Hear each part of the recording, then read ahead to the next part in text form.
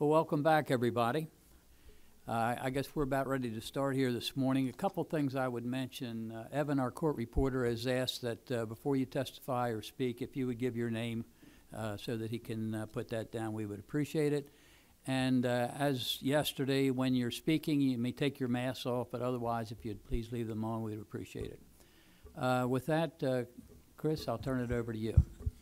Thank you. Good morning, members of the panel. I'll start out by admitting that I omitted something yesterday that has become standard for us and is important to us, which is opening these proceedings with the Pledge of Allegiance. So with that, I would request that we open with the Pledge of Allegiance.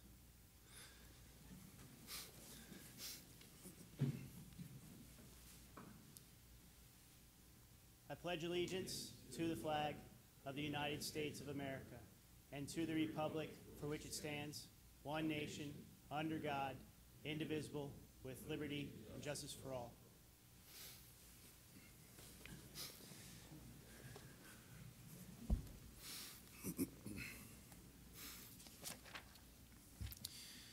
This morning we will present testimony regarding violence and assault victims. Admittedly, this is not going to be an easy topic to talk about this morning. And we would ask for a little bit of grace with our witnesses today as they recount their assaults. To open this morning, though, we will have brief remarks from President John Eckenrode.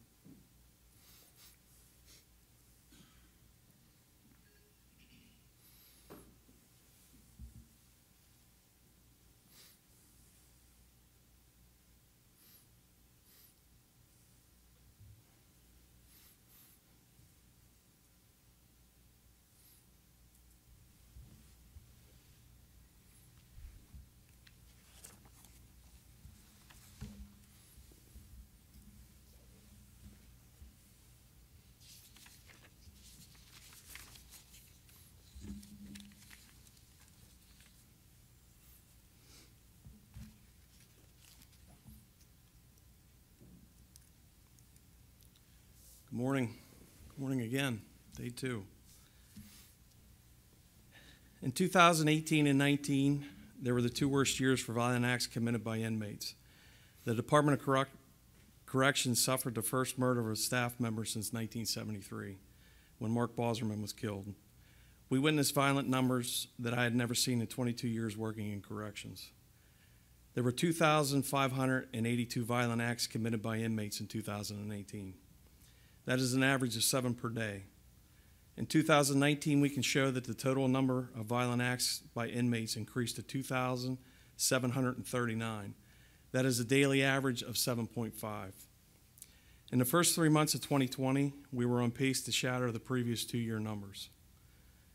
If we were to review the violence report dated May of 2020, it begins to paint a picture highlighting an increase in the number of violent incidents for the first 3 months of the year. In January, we had 242.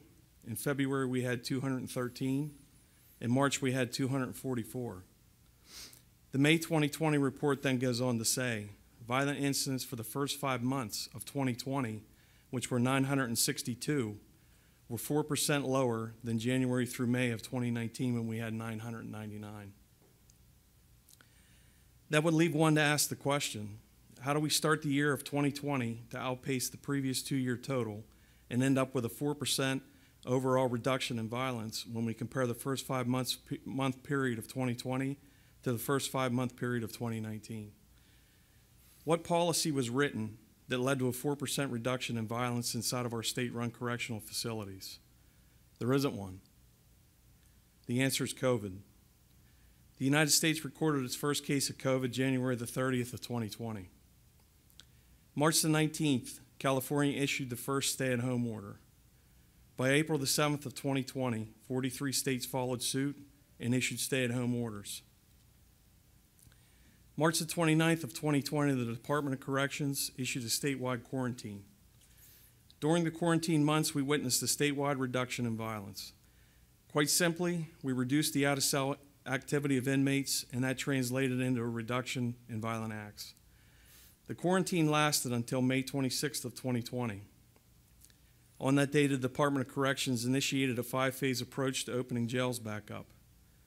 We created a cohort system, and we increased inmate movement based on numbers of positive inmates and staff at each institution. The violence report, which is, all these violence reports are in your packet, in your binder. The violence report dated August of 2020 shows when we increased the inmate movement, the violence numbers grew.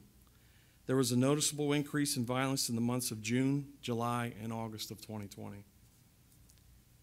At some point in September of 2020, COVID made a comeback inside of our institutions.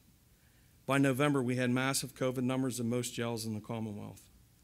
The Department of Corrections stuck with their 5-phase approach and reduced out-of-cell activity and limited inmate movement. Once again, the trend continued. Less inmate movement equals less violence.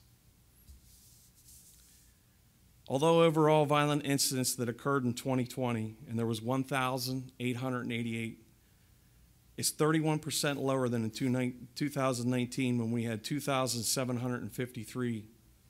The violence perpetuated against staff remains to be at a staggering number. Even though our jails were on some form of limited movement since April of 2020, there were still 595 staff assault victims in 2020 compared to 673 in 2019. That is a reduction of only 12%. We recorded an overall reduction in violence of 31%, but inmates still found ways to assault our members. Thank you. I've used this analogy before, but as we talk to our assault victims this morning, I want you to consider, what does a bad day at work look for you? It may have started at home, alarm clock didn't go off, you burned breakfast, you spilled your coffee, your kids dragged their feet, you got to work, the printer's not working, maybe you got a paper cut. The vast majority of people on this planet, a bad day at work is certainly something to be overcome. And it doesn't usually require a trip to the ER or to be life-flighted or to have your friends and family and coworkers gather around to not only mourn the loss of your life, but also to celebrate the way that you lived. None of us in this room that don't work as CEOs can say that we ever had a bad day like that. This morning you're going to hear about 6 really bad days from people who simply went to work and did their job. With that, we will call our first witness of Dave McMurray.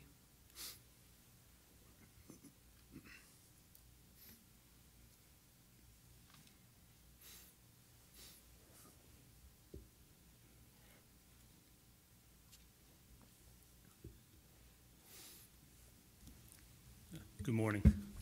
Good morning. Sir, could you state and spell your name for our record here? Sure. It's David McMurray, McMurray. So we are calling you as a witness in a little of an unorthodox manner because you are not now nor have ever been a member of this H-1 bargaining unit. Is that correct? Yes, sir. What do you do for a living? I am a registered nurse. I worked for Torrance State Hospital in the forensics. And how long did you work for the Torrance State Hospital? I'm going to say approximately 14 years. Okay. When did you ultimately leave? I left March 9th of 2019. Okay. When you came on to work with Torrance State Hospital as an RN, what was the mindset in terms of how patients were being monitored, how that forensic unit was being taken care of? What was it like on the inside? Was it more of a corrections setting, or was it more of a one flew over the cuckoo's nest setting? Can I Can I just tell you about my first day on forensics? Sure.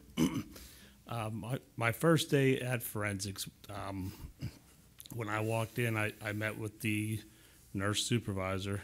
He sent me over to Ward B3. He told me to go over and meet with Phyllis. She was the nurse that was working there. So he pointed me in the right direction. I went over. When I walked through the ward, when I walked onto the ward, there was an FSC there. First thing he asked me my name, what my purpose of being there was.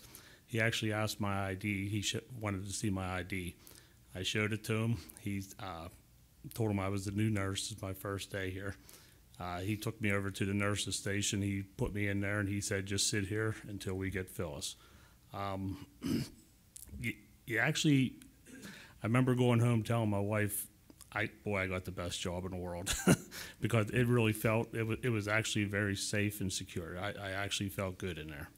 And being hired as an RN for a forensic unit, you knew exactly what you were getting into in terms of what type of patients you were dealing with. Yes, sir. As an RN, do you have to go through the same type of training that our FSEs do in terms of physical defensive tactics and safety?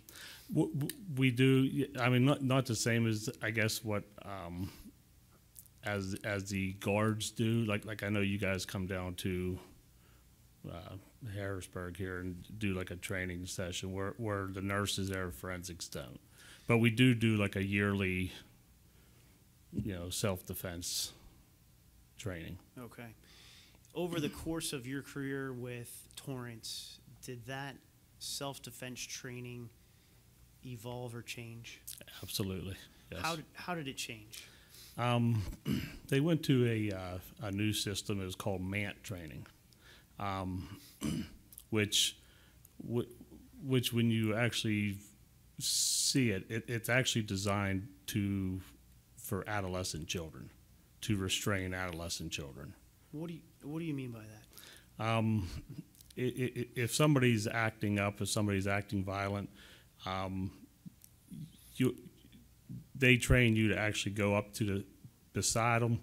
You're supposed to say, "Excuse my touch," and give them a side body hug to restrain a person, which can be kind of difficult to do to a 6'4", 380-pound guy. You know what I mean? When it comes down to a patient being violent, what is the actual interplay between the RNs and the FSEs? When I first started there,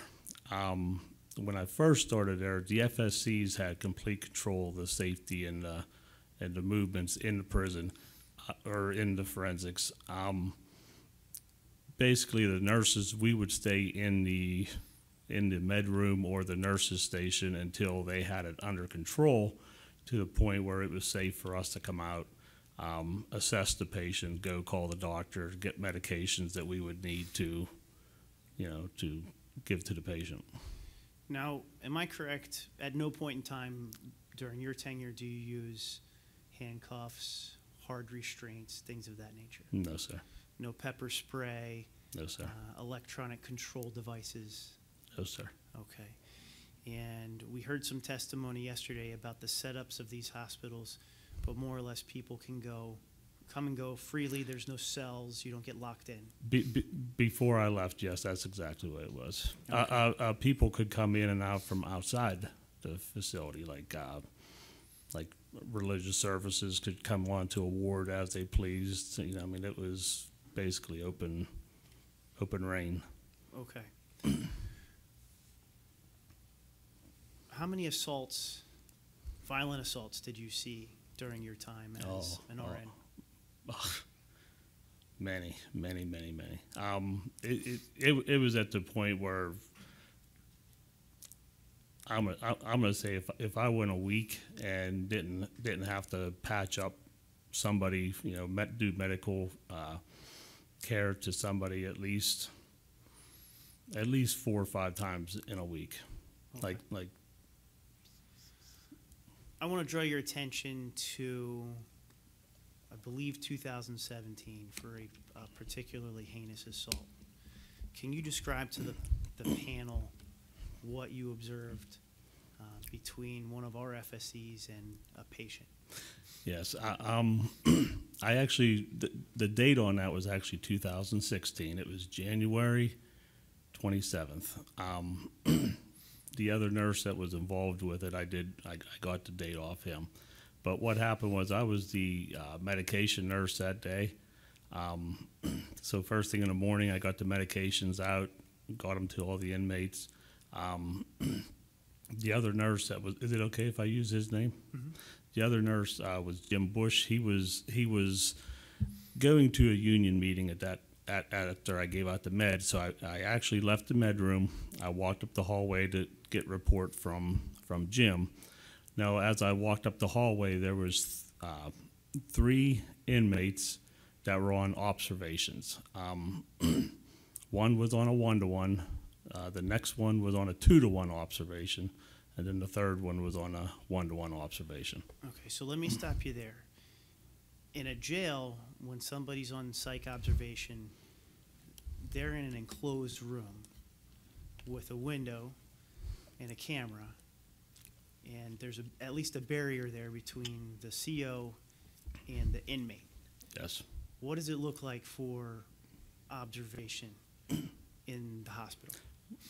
You're not allowed to shut the door. You're not allowed to do any type of physical barriers at all whatsoever. So, and as I understand it, if you are a patient at one of these hospitals, a court has deemed you incompetent to stand trial. Yes, sir. What on earth would you have to do to get into the situation where you now need one-on-one observation? Actually, if you are acting extremely psychotic or violent. Okay. So you're going up the hallway. You have 3 patients. Yes, sir. 4 COs. Yes, sir. All on observation. What happens? What happened then? You Yes. mean, or as I walked up, I had a good rapport with all the guards. I got along great with them. I went up the hallway, talked to each one. Good morning, just small talk. Do you want me to go on? Please. So I went in. I got my report off of Jim Bush, the other nurse.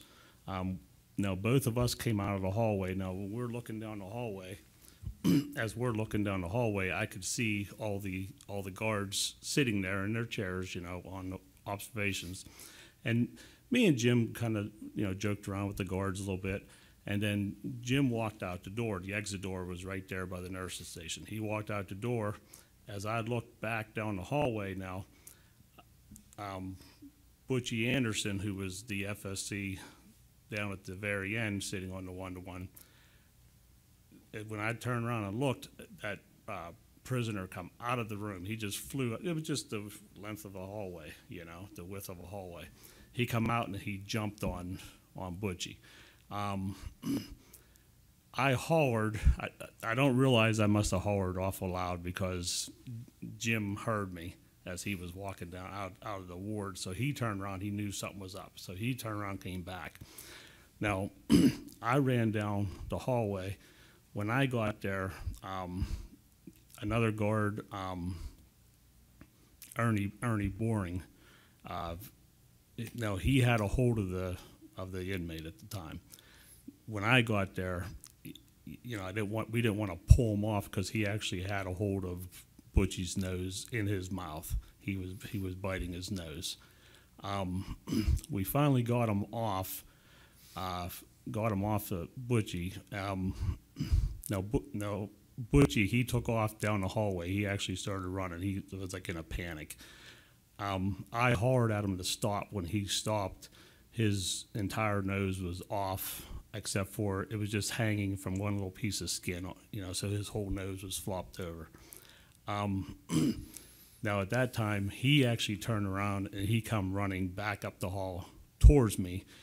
I went to stop him, but I couldn't stop him. He just went right past me. So as he's running up the hall past everybody else, Jim Bush now was in the ward now. The shower room was right across the hall from the from the nurses station also. So Jim opened up the shower room. We got Butchie into the shower room. At that time, I remember running up the hallway. Actually, almost slipped and fell because there was so much blood. We got him in there. We started packing his wounds with his nose with a towel, trying to hold his nose on, hopefully trying to get some blood circulation to the nose. No, but at that time they were calling a code. There was a lot of people started coming up, other nurses, other guards. Pretty chaotic at that time. Now in the meantime, we actually had a doctor come up. I had to walk away. Like I was actually helping hold. I was holding the nose on. Jim took over because now the doctor's asking for stat medications for the patient who just did the assault. So then I ran down there, got to the med room, got the medication I needed, come back, gave the injection. I'm not too sure. So let me get this straight. You're helping triage the FSE's wound, which is his nose is all but completely off. Yeah. You're pulled away from that so you can go provide meds to the inmate that just bit his nose off. Yes, sir. You talked about how there was another FSE who had grabbed the patient. Mm-hmm. Was it a side bear hug? No. I mean, is a side bear hug in this particular setting even effective? No, because at that point, for somebody to be that psychotic, they're actually biting another individual's nose off. You're not going to be able to say, excuse my touch, and try to talk him into releasing the patient, which is what they want you to do. They want you to try to talk to the person. And at that particular moment, it wasn't feasible.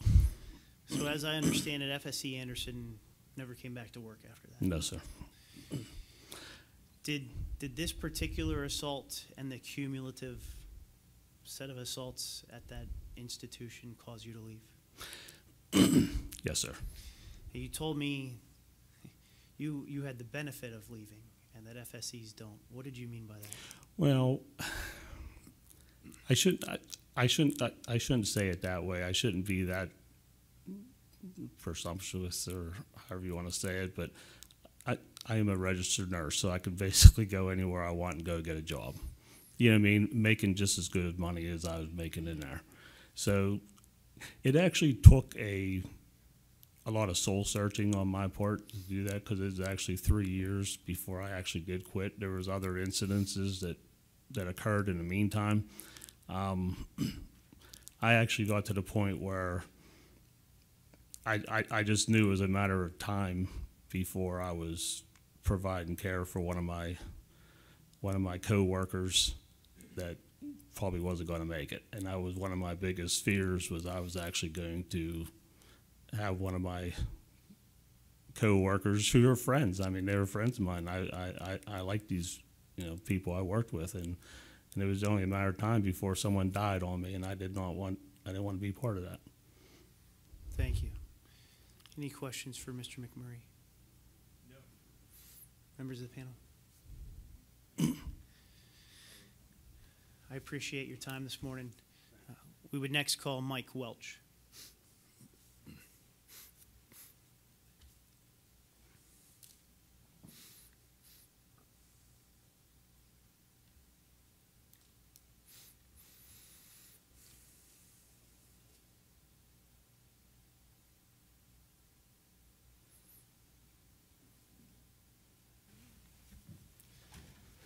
Hello. Good morning, sir. If I could just have you get a little bit closer to the microphone, or okay. pull the microphone closer to you. All right. Could you state and spell your name for our record here? Yes, Michael Welch, MICHAELWELCH. And what jail do you work for? I work for SCI Somerset. Are you CO1 or CO2? CO1. And how long have you been in corrections? I've been in corrections almost 16 years. And do you hold a bid post? What do you do inside the jail? I have a bid post. I'm inside patrol on 2 to 10 shift.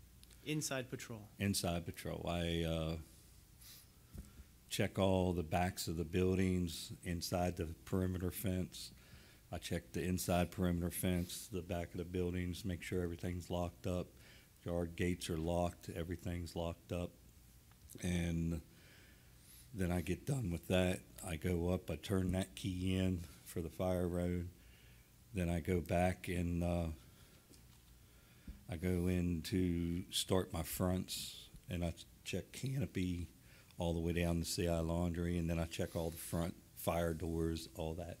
It's all security for that no doors are unlocked or anything like that. So your bid job, for better or worse, allows you to stay away from most of the inmates. To a most point, yes. Okay. On the day that you were assaulted, you weren't working your bid job, were you? Yes. Were you yes. working? Yeah. That's just the first hour and a half or so. Okay. And then I go to medical, watch insulin line, because the way the place is set up, they have more cameras now, but there was some blind spots, so I would stand up at the top of the canopy up by medical door and make sure they weren't, the inmates, as they came up for insulin, they would come up, go into medical, get their shots, and go back to the units. And I did the same thing at pill time, pill line, pill time and everything. And then after that was reliefs, and then finished up the insides and everything up top. Okay. So you do have a good mix of A little mix of all of both. it, yes. What day were you assaulted? I can't remember. I the promise date. that wasn't a trick question. No, I can't remember. I think it was, I'm not March exact. 10th, 2019, March ring 10th, a bell? yeah. Can you describe to the panel of arbitrators what actually occurred leading up to your assault? Yes. What happened was it was night. It was night pill line we were doing. I do the whole jail comes to pill line as the ones that need to come off the units. We have 9 units altogether that come up. It was probably 600 some inmates come up for pill line. But I call them up as a unit separated, to kind of separate them to a point. As that unit finishes up, I call the next unit, and they just keep rotating. I unit had went to bingo at the gym. They have a bingo thing activity. So they were at the gym. They were the last unit to be called for medical or to come up for pills. And so I knew that. So I got everybody else called. And then I was getting ready to call I unit, tell them, send up the ones that didn't go to bingo. And they let bingo out. So instead of them going back to the units and coming up, they just come from the gym straight up the pill line. As they come up the pill line, I've been doing inside patrol for 5-6 years. I was there. I know everybody by face, Sure. if not by name. And I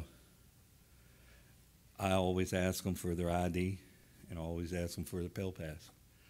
If they don't have the pill pass, they go back and they get their pill pass. They come back up, because that doorway, I've got probably about 40 of them in 2 lines. So let me ask you doing this. Pills. Asking them for their ID and their pill pass, Yes, it's a regular thing every day. that's not your rule, That is the rule for anybody that's out on the walk. You have to have a pass for where you're headed, and you're supposed to have your ID as soon as you leave your cell. Okay, so that's not Officer Welch's rule that he was applying that day? No, sir. That's the rule that any officer would apply Yes. because that's what they're Yes. expected to If do? the walk officer is there and the inmate comes walking up, he can ask him, where's your pass? Where you headed? Let me see your ID. And I can pat you down at any time if I got, and you do have pat searches that you had a list. You had to do so many pat searches a day. And it's just a random pat search. All right. So, I'm guessing somebody from my unit came up and they didn't have a Yes. pill pass. yes, this specific inmate came up from I unit, from the gym at bingo, came up, and as where I stand at it, so I can see the doorway and see the nurses and see the canopy, I look down the ramp. 90% of them have their ID and their pass out when they come up. They walk up, they show me, okay, good. And they go on in and get the pills and they leave. He comes up the canopy and I look over and I'm like, I don't know this. Don't know this guy. I have no clue who he is, face-wise, anything. I'm like, So he comes up and he approaches to go in the door. I says, where are you going? He says, I got to get pills. I said, well, up here, you got to show me your ID and your pass. Oh, I just need my pills. It's just what it is. You're not going through the door until I see your pass, so I know where you're from. I ask him where he's from. I just left bingo. That doesn't tell me nothing. I just need to know where you're at and where you're coming from. He didn't. He just starts rambling about, just let me get my pills. I'm like, you can't get your pills right now till I see a pass and ID. You're not going in the door. So he just starts refusing, starts jumping around, walking around like he's, just irritating him. I didn't mean to, but that's just what it was. So he's like, man, can I just get I said, show me your pass and your ID. I know you got your ID because you went to the gym. So at least show me your ID and let me know who you are. And he was just refusing everything. So I'm out there usually by myself with doing pill line. Every once in a while I'll get somebody might come in and stand with me. But he starts moving around. I've got 40 or 50 in the pill line, and he goes to turn around and walk away. I says, you're not walking away because I still don't know who you are and where you're from. I don't know if you just come off another unit just to meet up with somebody or not. So he turns around like he's going to walk away, and I stepped up. I said, hey, you got two options. You can put your hands on the wall and let me pat you down, or you can tell me where you're from and let me see your pass and your ID, dude. Point blank. I mean, I give them my options.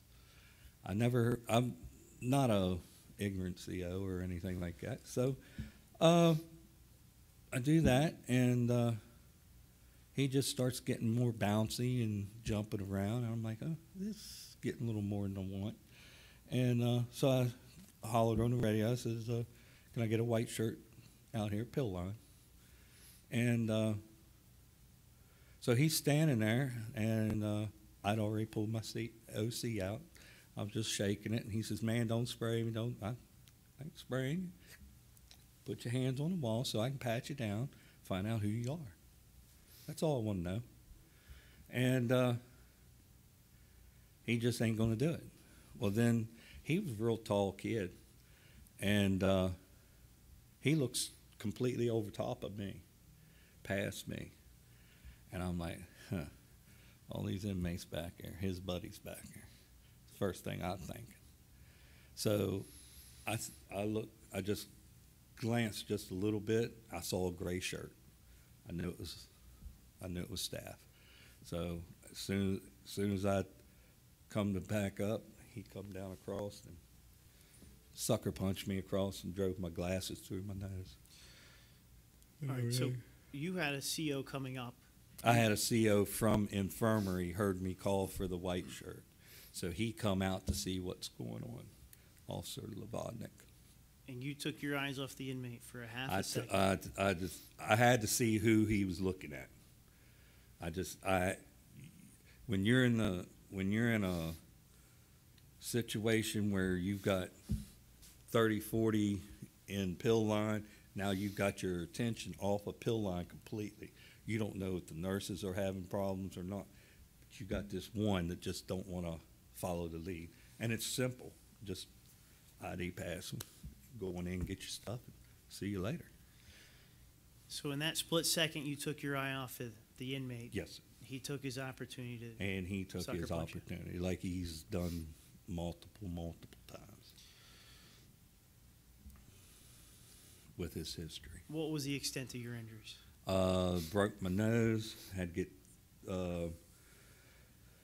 they operated on it twice, and the second time they went to put a piece, they had to go from the inside and push this piece of bone here out, and he said he did the best he could with it, and that was it. But then they had to replace my glasses, and I had to replace one hearing aid.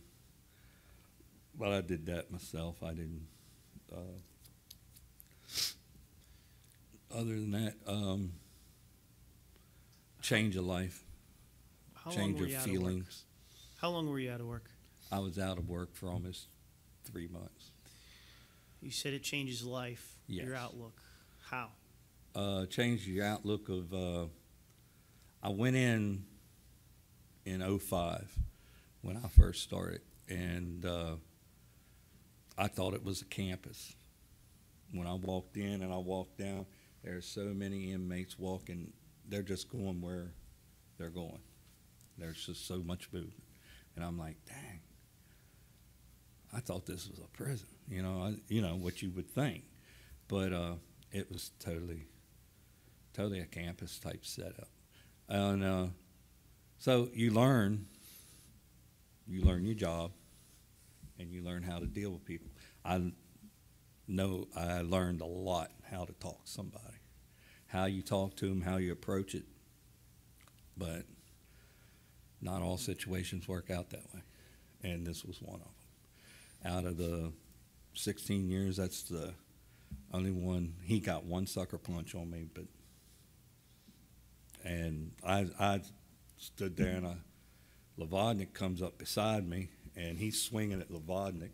Levodnik's staying back, but I looked at Levodnik. I said, he hit me. I can't believe that little set hit me. And I sprayed him right square in the face with the OC and stuff. Then he takes off running down the fence like he's going somewhere. And as soon as he got down to the corner, there was other officers down there that was coming up from. He hits the ground, puts his hands behind his back. They stuffed the cuffs on him, took him to the hole. So, and then Levodnik takes me into medical because it was all blowed out. How does the assault change your mindset going back into the job? More cautious. Just leery, more leery of this. Just you don't want to be in. You try to avoid that situation, but in this job you can't. You have to deal with what's in front of you. When it arrives in front of you, you got to learn to deal with it, and you have to have. That's why they have rules and everything, and there's a way things are to be done. But if these inmates don't have no consequences, what else? They don't have nothing to lose. So let's talk about that a little bit. You've been doing pill line for For a while. 5, 6 years. You had a good idea who was supposed to be there and who Yes, sir. wasn't. I pretty much had everybody down to who they were, and Even though you know who's coming and going from pill line, yes. you don't know all the intimate details about each one of those No, inmates. sir. I don't look them up. You're better off not looking them up. You learned something about this particular inmate after you were assaulted. Yes, sir. It alarmed you. Yes, it did. And what was that? It was that he had 9 years the whole time for assaults, and on staff, I was number 23, and he's got like 25, 26 now, something like that. He's assaulted people since he's assaulted you. Yes, yes. If I could just briefly draw the attention of the panel to tab number 2. The inmate who assaulted Officer Welch was actually part of the Commonwealth step-down plan. And the memo starting out tab number 2 was his actual step-down plan, essentially moving him out of the RHU, which at that time was his all but permanent home based on his behavior, where he has a 2-step-down plan, where he's given more incentives to behave, to show he can behave. And he'd moved to I unit, which is where he was coming from, and which is where he was with the I unit inmates prior to his assault of Officer Welch. What follows behind that memo is inmate Easley's misconduct record from the day that he went in up to the day that he assaulted Mr. Welch, Officer Welch. It's 52 pages long.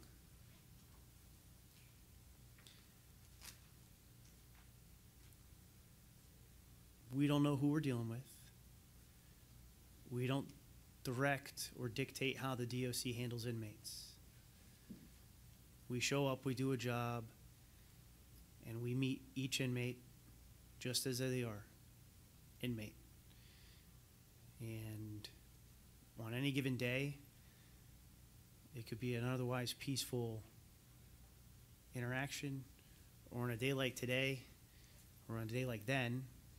For Officer Welch, it was interacting with a guy who spent the bulk of his life inside the jail, inside the RHU, because he couldn't get along inside the jail. And where we have pressures to do various things for inmates because we don't want to keep them confined 24 hours a day. You heard from the testimony of President Eckenrode that the only way to keep our guys safe is to keep these guys locked up. And we get it. They can't be locked up 24 hours a day. But this guy had a 52-page misconduct record before he assaulted Officer Welch, and then assaulted more after that. And those are the type of people that we're dealing with. Officer Welch, I thank you for your service. I thank you for your testimony this morning. Thank you. Any questions for Officer Welch? Members of the panel? I actually do, Chris. Just a reminder, looking at tab 2, DTU. Can you just remind us what that acronym stands for? John, can you help us with that? DTU is a diversionary treatment unit. It's a unit that is that was established to house inmates with severe mental health disorders. We would call next James Hunsberger.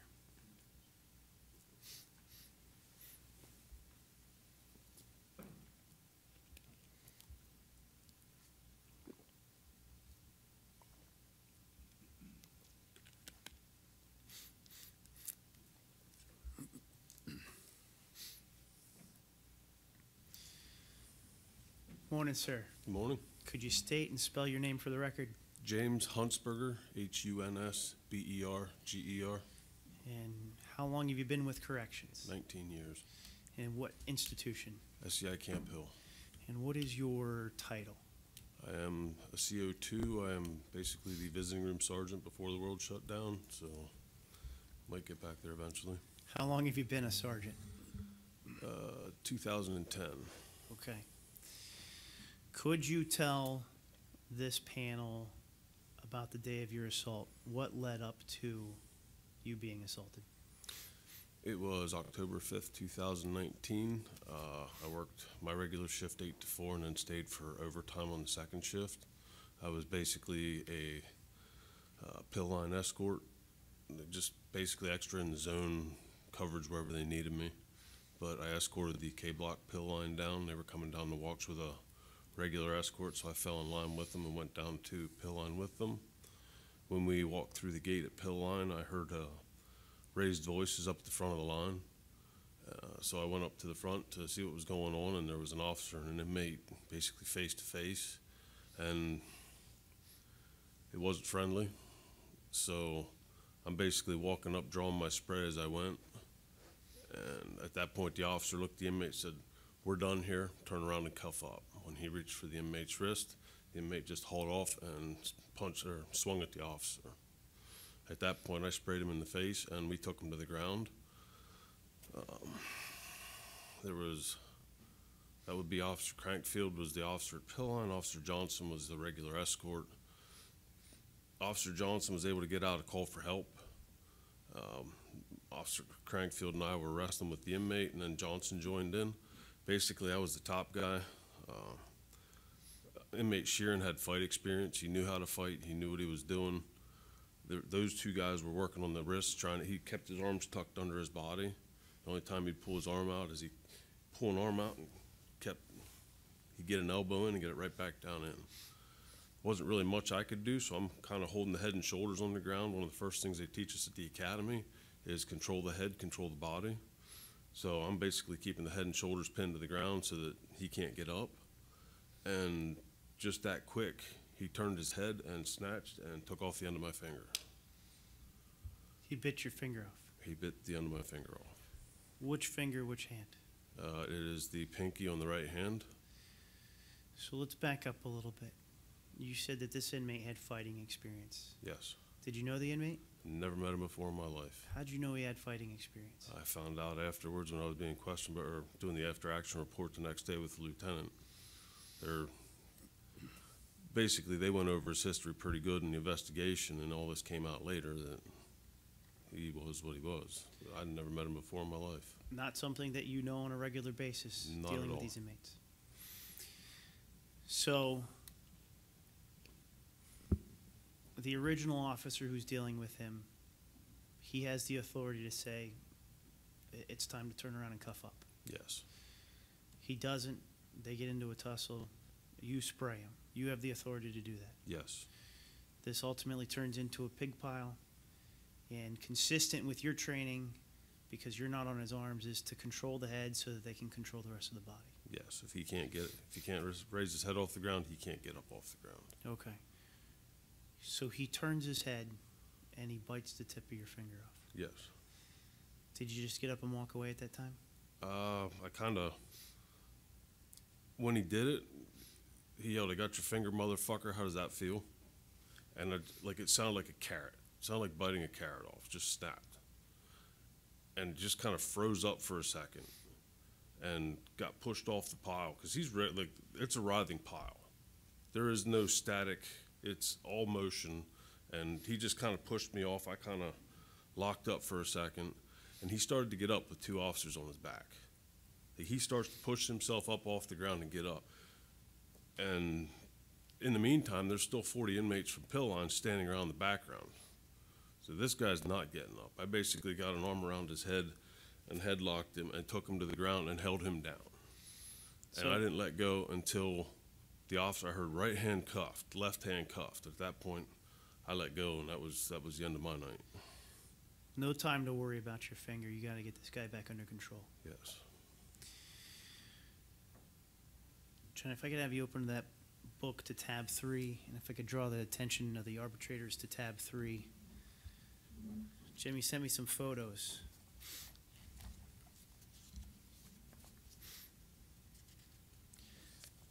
Are these photos of your finger from that night? Yes.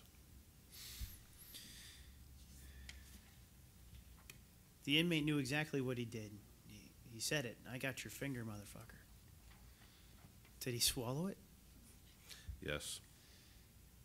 So nothing to put back on. You go to the emergency room. How was this treated?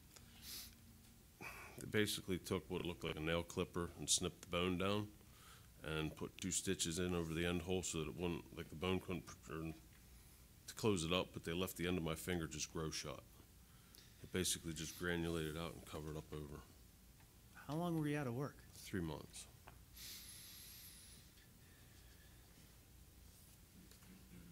This didn't have the greatest impact on home life, did it? It didn't help things a whole lot, no. Who do you have at home? I have a wife and 3 kids. And how old are they? Let's see, son is 20, so 2 years ago he would have been 18. Would have been 18, 15, and 10 at that time. They know Dad the CO, though, right? Yeah, He sees some rough stuff. yeah. How did this impact home life? It shook them up quite a bit. I was tense, I was edgy. I mean, it took a little bit to get over it, but it shook their world up. Like, they know it's not a nice job that we do, but it doesn't bring, like, reality doesn't really set in until something like this happens and you come home bleeding or come home lumped up or whatever condition you come home and it's not how you went to work. How was it going back to the job after this? I fell into it pretty good. It wasn't hard to go back. By the time it was 3 months over, I was bored out of my mind. Did things get better progressively with family? Yes. You got back to the job. You were able to get back into the swing of things. You told me a little bit of a reason why at work that transition was easy. Why? Because I have a stellar crew. I have guys with time in. I have guys that are level-headed, like just very good guys to work with, and 1 or 2 females. Like, but my bid crew is exceptional, and that's what makes the day go by. I know I don't have to worry about my back with them. I know that the job's going to be done properly, correctly, easily, like easy temperament. It's a good crew. So you have that rapport with your fellow workers. Yes. You trust them, and it increases your safety and security. Yeah. Thank you, Sarge. Thank you. Any questions for the sergeant? No, thank you. We would next call Lisa Wright.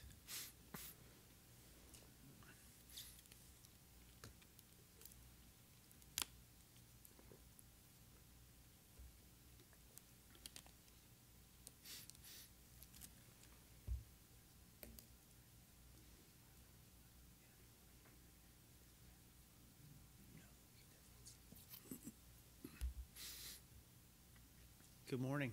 Morning. Could you state and spell your name for the record?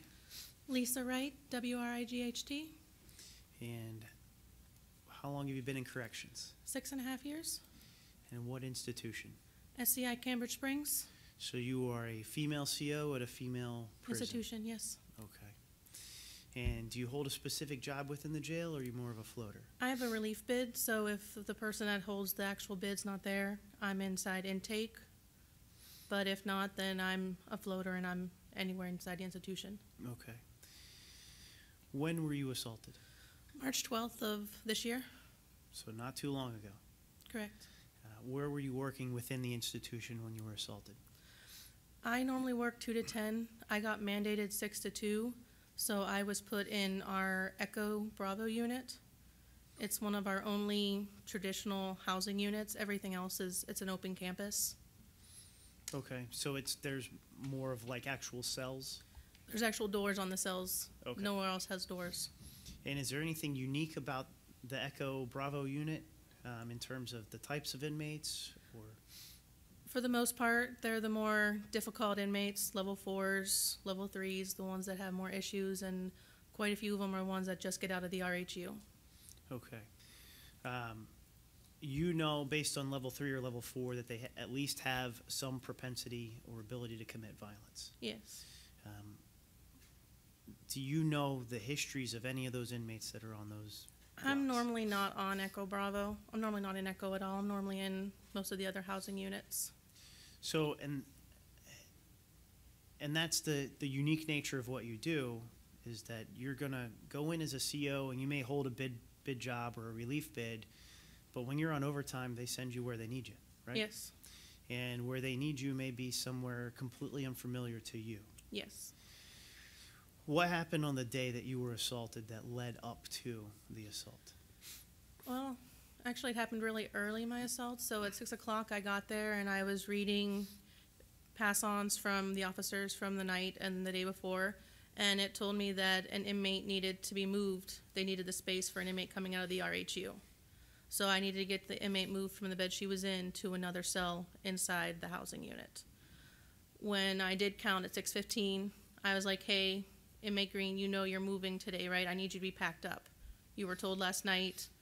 First she told me I'm not moving. So I just continue count because I got to get that done and out of the way. I keep that in the back of the mind just so I know it's there. And then after I do that, I make sure the area sergeant knows, hey, I might have issues with this inmate. So then after I do that, I talk to her. She wants to talk to everybody from the psych person to the unit manager who wants her moved. And it's 6:15 in the morning. No one's here. They don't start coming in until 7:30, 8 o'clock. So I'm dealing with this on my own, being like, hey, you really only have two options. You can either move where we need you to move, or you're just going to go to the RHU. There's no other options really for you. So she finally agrees to move, and I get her partly moved, and then she decides that she wants to take her mattress with her. The mattress stays in the cell. It's part of the regular cell. You don't get to take it when you move. Well, she was moving it. I'm like, you need to put it back. She didn't like that. She ended up giving it to me, and I had it up at the officer's desk. She was then moving her property out of her cell and moving it up into the new room. Well, she brings a bag of garbage out and is bringing it up, and then she's walking towards me. At that point, she had calmed down some from what her body language was. Like, she was relaxed, she was calm, and I wasn't expecting anything because we don't get many staff assaults at my institution to the degree that I was assaulted. So I wasn't expecting her to come up to me and then all of a sudden just basically run at me, and in her hand she had a lock inside of a sock. She ended up striking me 3 times. She got me in my temple where I had to get 5 stitches. She got me a glancing blow to my head, and then she also got me on my left shoulder. All right, let's back up a little bit. 6:15, you're doing count. Yes, That's what you're required to do. yes, How important is count inside the institution? very important. We need to know where the inmates are so we have a good total so we know if anyone's escaped. All right. So you're not going to be making her move during count. It was, I'm doing count, and I'm going to let her know you're moving during this shift. Yes, She tells you, I'm not moving. So after count's done, you let your area sergeant know, I might have a problem. yes, That's consistent with your training. That's what's expected of you. yes, Hey, here's what's going on with these inmates. You go back, you talk to her. She ultimately says, all right, I'm going to go ahead and move. It wasn't violent. You didn't threaten her. It was, okay, I'm going to move. Mhm. And then she wants to take her mattress. Is that officer rights rule that she can't take the mattress? No, that's an institutional rule. Okay. So inmates move with their own personal property only. The mattress stays in The cell. mattress and the pillow, yes. Okay, so there wasn't anything about this situation that was dictated by what Lisa Wright wanted to do? No, Okay. So you get the mattress back. It looks like she's otherwise calm, cool, and collected, and she's approaching you. And then she's on you with a lock and a sock? yes. What kind of lock? They get basically like a gym locker with a 3 combination code. They're allowed to have them for their wall lockers or for their trunks. They're allowed. So she swings it at you. Yes. And if I could draw the panel's attention to tab number 4, and Lisa, if I could have you go to tab number 4.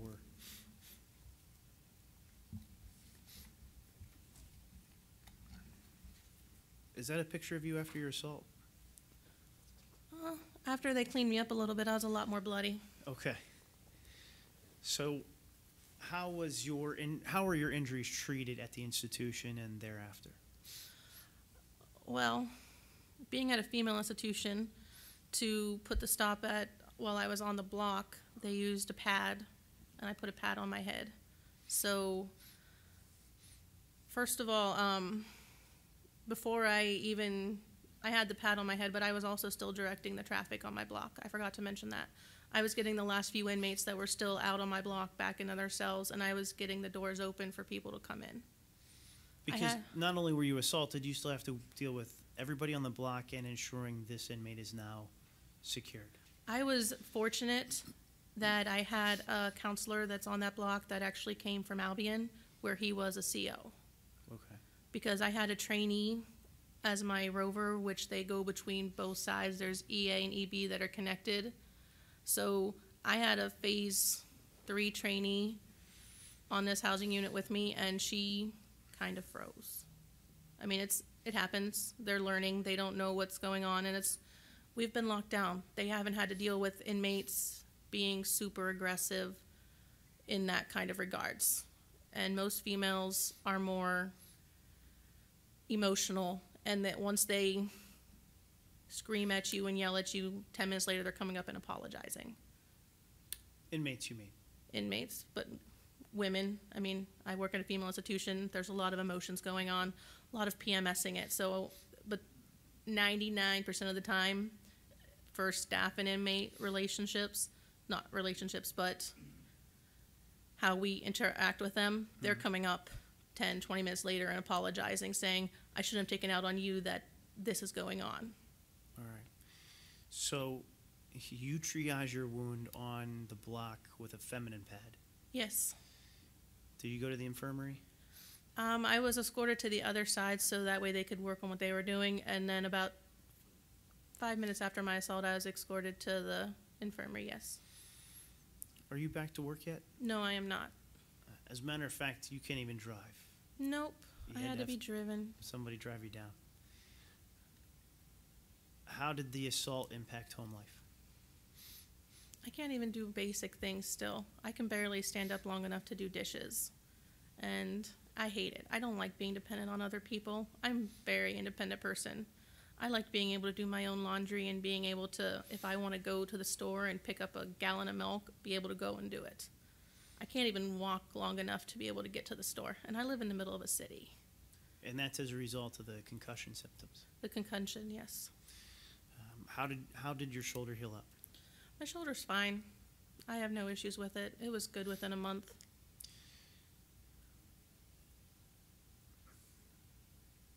Do you want to go back to work? I do. Okay. Right now, it's just a matter of clearing symptoms and getting the doctor's approval.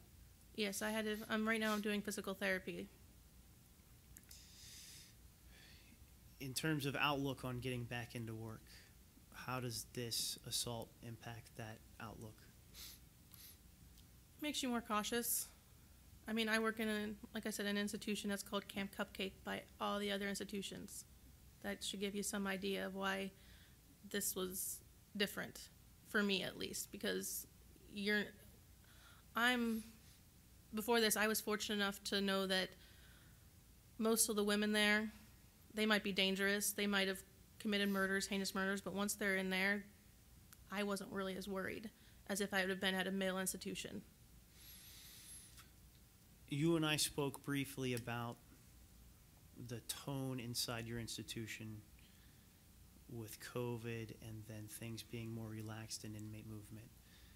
How has the demeanor or the attitude of inmates changed since there's been more movement? Have you noticed more violence or at least more aggression? They're more violent, they're more aggressive, and they're also more demanding. They want more yard time, they want more of this. Like, it all got taken away because of COVID, and they understood. Then they started getting antsy, and then they started giving them things back. And then they were like, oh, well, you got to take this back now because now we need to go and backtrack again. So they're frustrated, and then they're taking it out on the only people that are around them 24/7, which is the COs. And that's what I wanted to ask you. The give and take for the inmates is dictated by the DOC. Yes. But the people who take the brunt of that give and take and the inmate response is you guys. Yes. Thank you, Officer Wright. Thank you. Any questions for this officer? Could we take a brief 5-minute personal break? Let's come back in about 11:15 then. Thank you. Okay.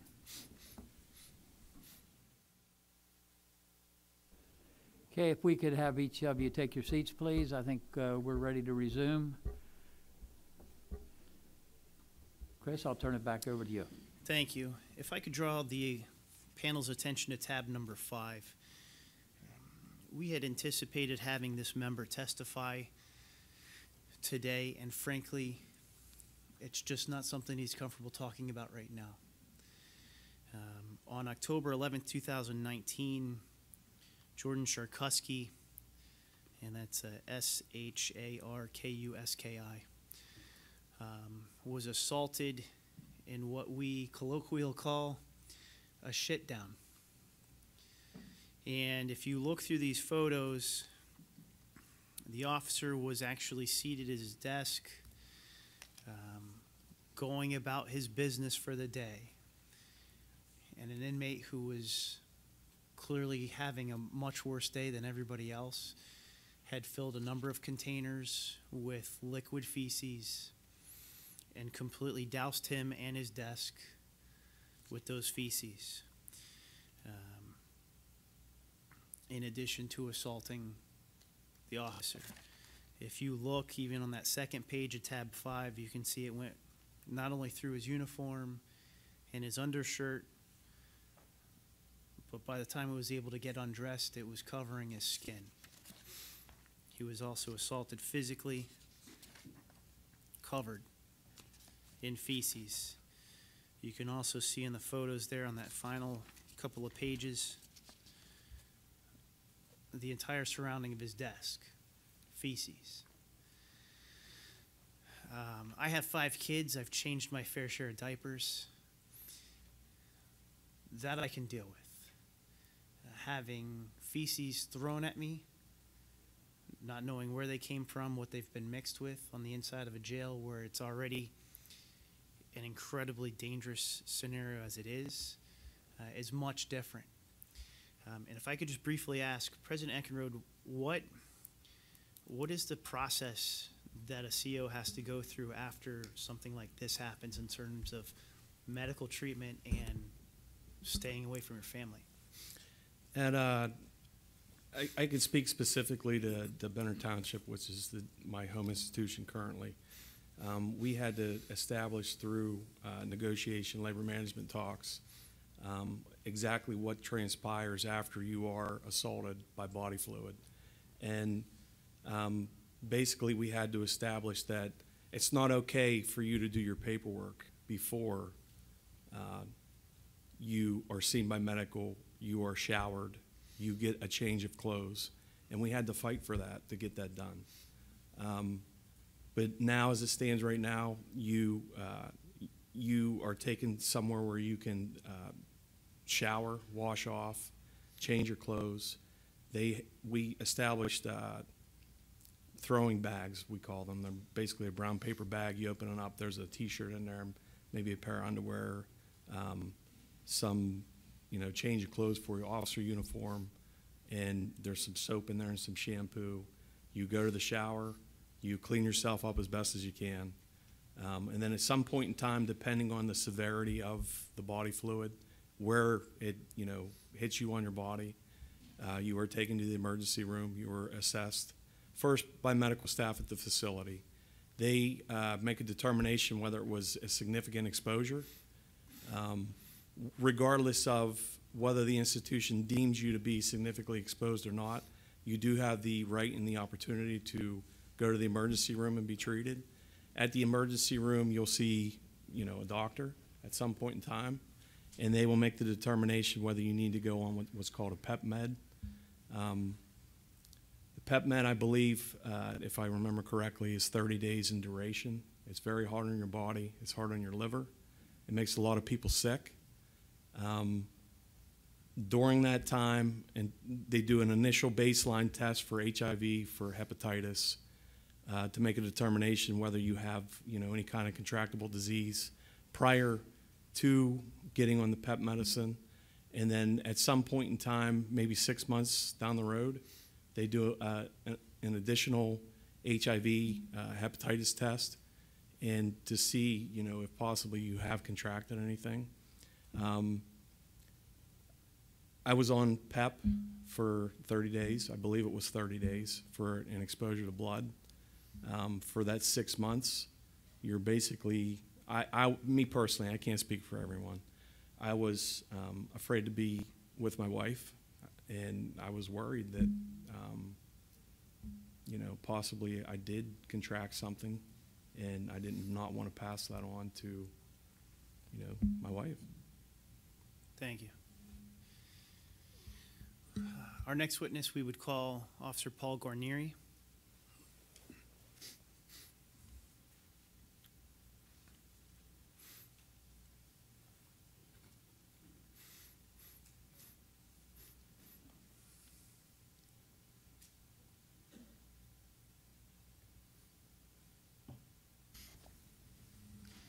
Good morning. Morning. Could you state and spell your name for our record here? Paul Guarnieri, Guarnieri. And how long have you been with corrections? 4 years. When did you come on? Sorry? When did you start? September 11th, 2017. Okay. And what jail do you work for?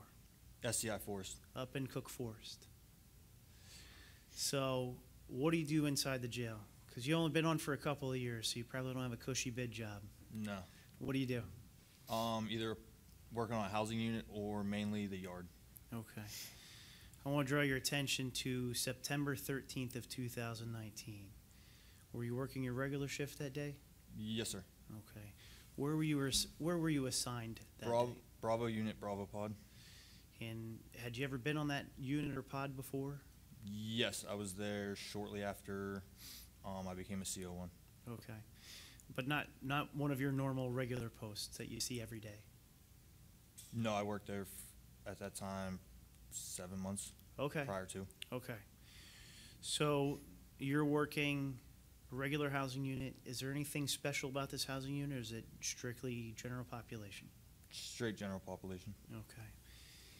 Can you tell this panel of arbitrators what led up to your assault? It was around 5 o'clock during mainline. The alpha side had got released to go eat. I was with another trainee, and he was performing pat searches as they were leaving, and I was recording them on the pat sheet. And I witnessed the trainee tell an inmate that he was going to pat him down, and the inmate kept on walking. I had that inmate on my side and never had a negative encounter with him. He always basically followed the rules or did what you asked him to do. And so I assumed that he either A, didn't hear him or was having a bad day, something. So I followed him out and got his attention in the concrete yard, and I told him, hey man, he's trying to pat you down, and that was the last I remember. So September 13th, 2019, you have 2 years and 2 days on the job. Yeah. And you're working with a trainee. Yeah. Where's the nearest next CO? Would be in the hub in between all the housing units. Okay. And his job is to stay in the hub to make sure people are coming and going. One stays in the hub and the other's roving around. Okay. And this particular inmate, you at least had a rapport with him because you've been on the same housing unit with him for a number of months. Yes.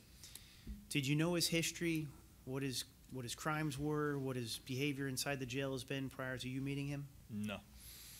So at that time you thought, all right, maybe he's just having a bad day or he didn't hear the trainee. But the next thing you remember is he turned around and that's it. Yeah. What happened? When he turned around off the video, we were talking and he went to walk away again, then spun around. He struck me in the face. I hit the ground and he stood over, talked me, hit on me for a little bit longer until the rover from the hub responded, and he was taken down. So these arbitrators are going to have an opportunity to watch the video. We have, and I'll draw your attention to tab 6, a statement from Officer Johns. Who was Officer Johns? He was the first responder. He was the hub rover that day. Okay. And your recollection of your assault is nothing at this point. Yeah. Anything that you know about your assault comes from being able to watch that same video. Yes. Officer John reports CO Guarneri immediately collapsed to the ground. I radioed main control and staff assault in the B unit concrete yard. What's the concrete yard? It's the space in between the main walk and the housing unit front door. There's workout equipment, tables. As I responded to concrete yard, I saw inmate Richardson standing over CO Guarneri, repeatedly striking the non-responsive officer in the head and face with a closed right fist.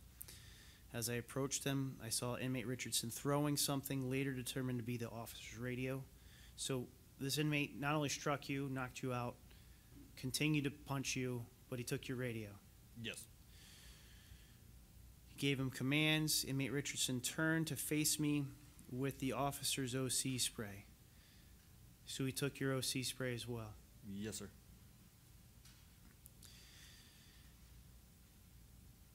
Turned to face me with the officer's OC spray in his raised right hand and tried to spray me. Officer Johns was able to spray inmate Richardson as he turned and ran. As I approached him, inmate Richardson again turned toward me with the officer's OC spray in his raised right hand and tried to spray again. Ultimately, it looks like the inmate wants to come back after you, and Officer Johns has to step in between. Yes. At some point, they ultimately get this inmate under control. What's the next thing that you remember? Next thing I remember was I was in medical. So you don't remember coming around on the concrete yard. You remember waking up in medical. Yes. What was the extent of your injuries? I had a broken nose that I got reconstructive surgery on, a concussion, broke my left orbital bone, my left cheekbone, and left side of my jaw. How long were you out? 4 months.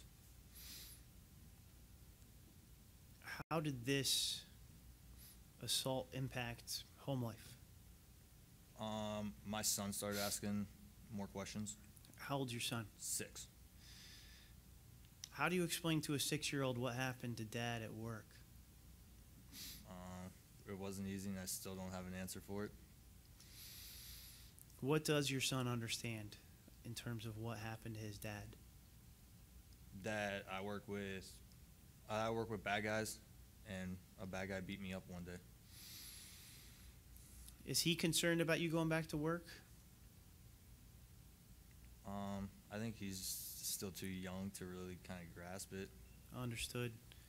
Are you concerned about going back to work? And having been back at work? There's been times where, like, I've been pretty nervous. My anxiety went up from really nothing. It ended up being nothing, but it just spiked. Did you have issues with anxiety before? No.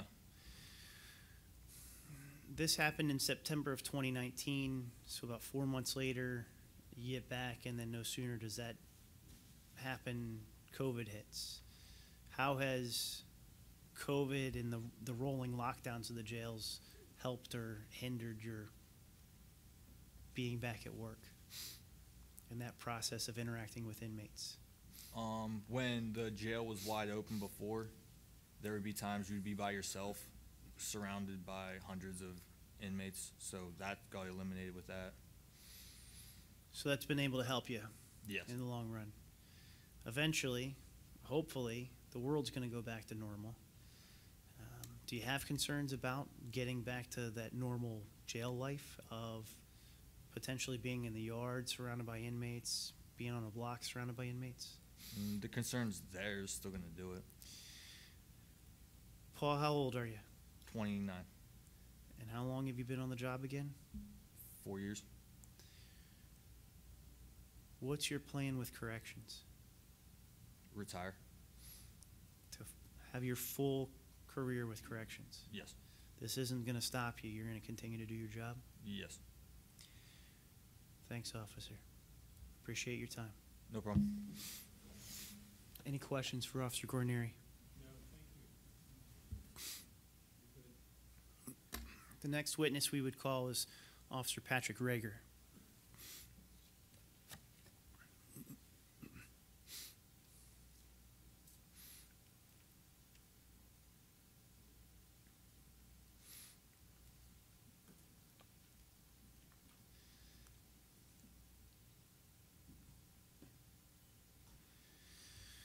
Morning, officer.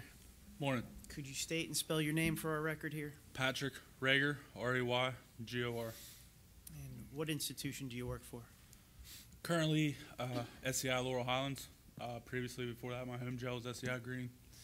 And how long have you been on the job? About 2.5 years.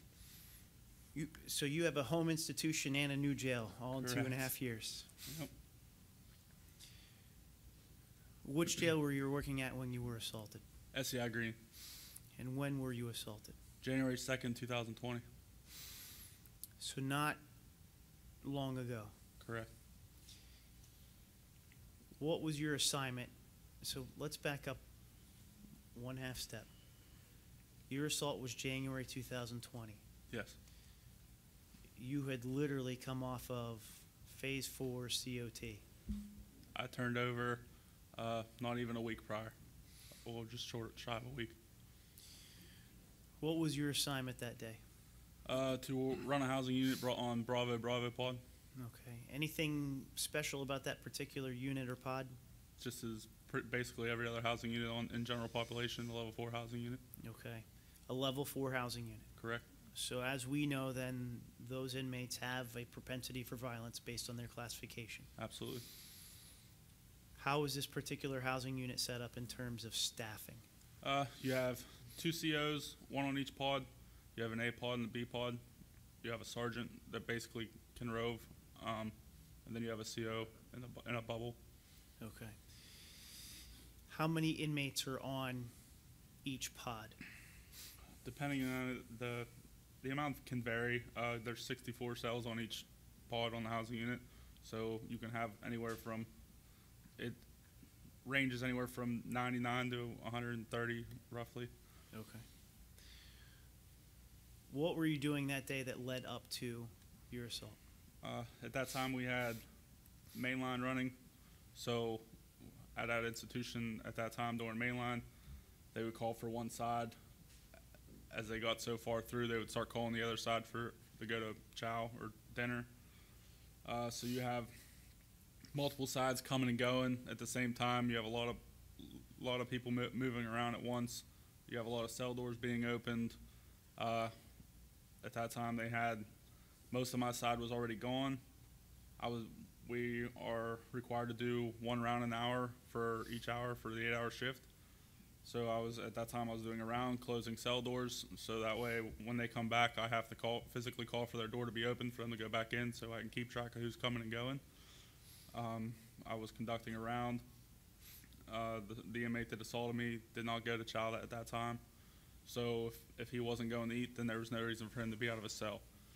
He was going to other cell doors, sometimes they'll try to get other kind of commissary off people to make trades and whatnot so they can eat something other than what we provide. I gave him the notion. I said, if you didn't go to chow, you're not supposed to be out of your cell. You need to return to your cell. So I continued my round across the top tier. He was at, I believe, 41 or 42 cell. Standing, I saw him reaching into the door, grabbing something off another inmate.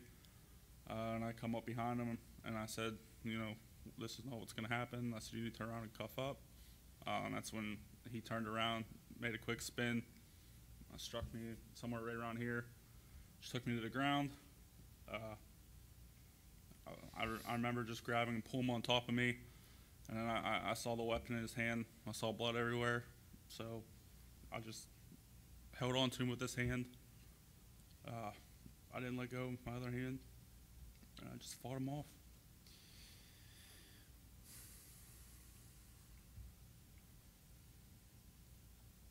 Inmates don't have to go to chow. No. So DOC policy allows that inmate to either stay at the housing unit or go down to the chow line. Correct, they have the option. On that day, it wasn't Officer Rager's rule that if you don't go to chow, you have to stay in your cell. That's policy. That's policy. You didn't threaten him the first time you told him he had to go to his cell. As a newly minted CO, this inmate doesn't go to chow. He's now wandering from cell to cell. What's that telling you? That he's up to no good. So he refuses to go to his cell. You see him go to other cells. And at that time, you do exactly what you're trained to do. Now it's time to cuff up. Yep, You are completely within your authority to tell him to cuff up. absolutely. You carry cuffs. Yes, He spins around. You said he struck you somewhere around your neck and shoulder. yes. Do you know if he struck you with anything other than a closed fist at that time? At that time, no. So you go down, inmate's on top of you, Mm-hmm. and then you realize he's got a weapon. Yes. What kind of weapon does he have? Well, we call it a whack. I just knew it was a sharp metal object. At the time, from what I seen, I kind of didn't really take my eyes off it the whole time. I've spent the roughly 3 minutes trying to get it off of him because I lost my radio at the time, my phone. We carry around a phone on a pod. They both kind of went flying when we hit the deck. My main concern was worrying about the 20 other inmates roaming around, stepping in, finishing me off. So I couldn't make a radio call. Nobody knew I was there. So I just held on for my life.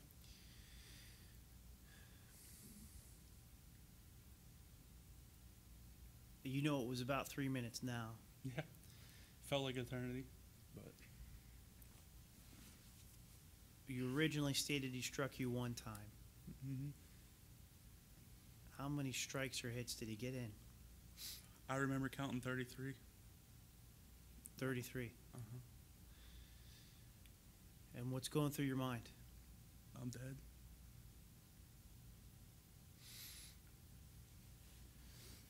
What caused him to get up off of you? Got the weapon off of him. You got his weapon. Mm-hmm. He was not the only inmate who stayed back from mainline. Correct. And there's other inmates on that block that you're worried about as well. Yeah. This seems like a silly question, but were there any of those inmates, did they come to your rescue? No. Sorry.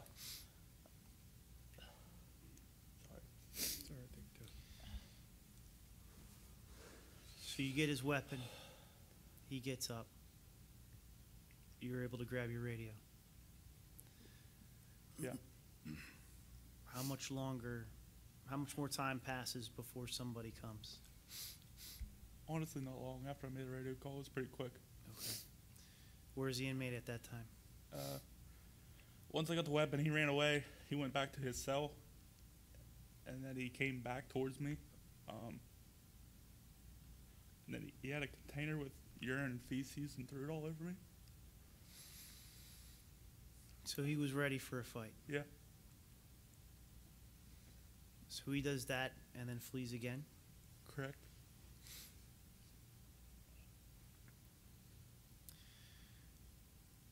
Did you assist in securing him?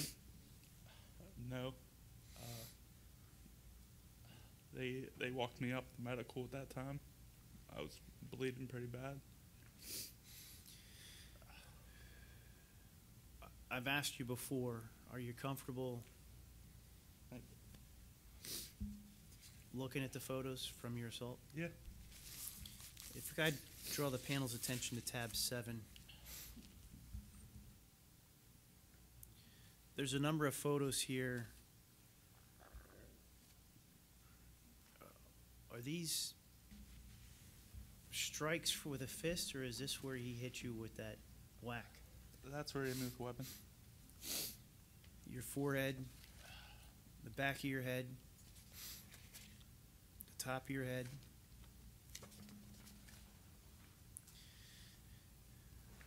Yeah.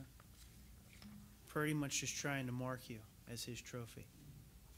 Absolutely.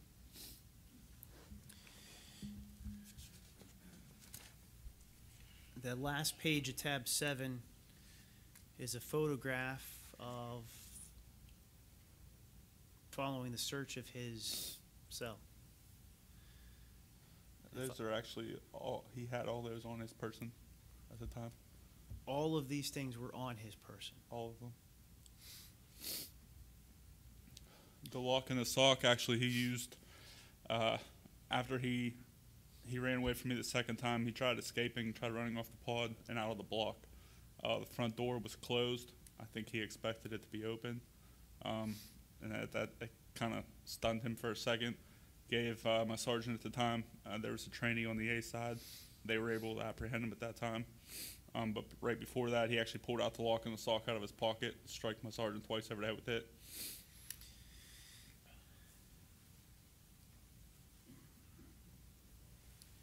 What was the extent of your injuries? I don't know how many wounds I had in my head. I know I had like 26 staples all through my head, severe concussions. I still get headaches to this day. The photos that we see today,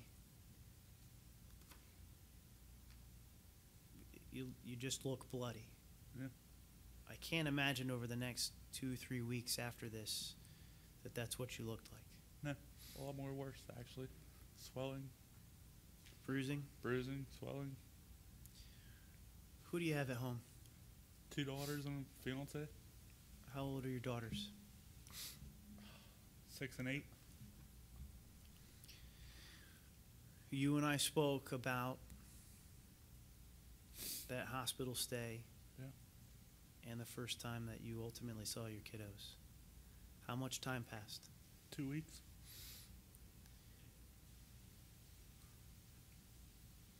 To this day, what do those kiddos know about what happened to Dad? I fell. That you fell. Yeah.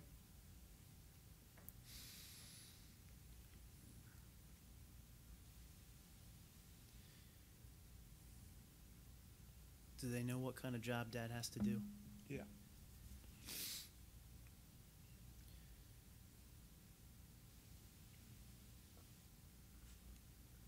How did this impact home life with your kids and your fiance? Still tough. I know for my fiance, she took it very hard. Probably harder than I did. I mean, I don't think that's a phone call anybody wants to get at home. So, probably honest, that's the reason I transferred, was because of her. So she didn't have to worry about me going back there every day. So,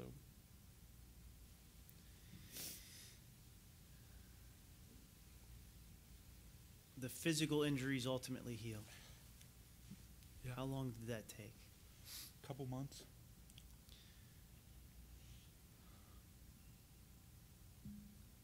The impact on your head and your heart, though, that lasted a little longer? Yeah, When did you actually make it back to work? exactly a year later. So you didn't go back to work until January 2021. Correct. Are you still maintaining contact with counselors Yes. to make sure you're 10-4? Yep.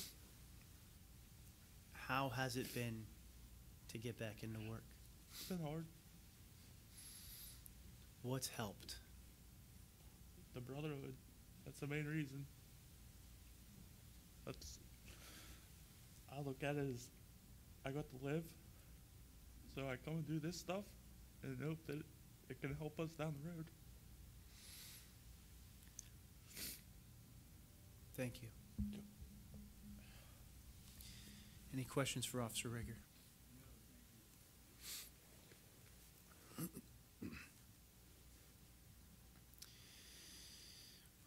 At this time, we had expected to call Officer William McDowell. And a surprise to me, after leaving yesterday, I had a very frank conversation with Chief Counsel from the DOC, and about an hour later had a very frank conversation with the Somerset County District Attorney, Jeff Thomas. Officer McDowell was going to testify about his involvement with the assault against Sergeant Bosserman. Sergeant Bosserman died as a result of his injuries. Officer McDowell was assaulted by the same inmate.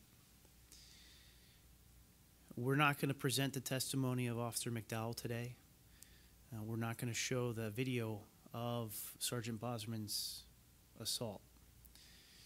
And the reason for that is we have a DA in Somerset County who genuinely cares about our membership and is pursuing fully first-degree murder charges against the inmate with the expectation and hopes to secure a death penalty conviction. And DA Thomas has our word that we will not use this forum to potentially hinder or impact his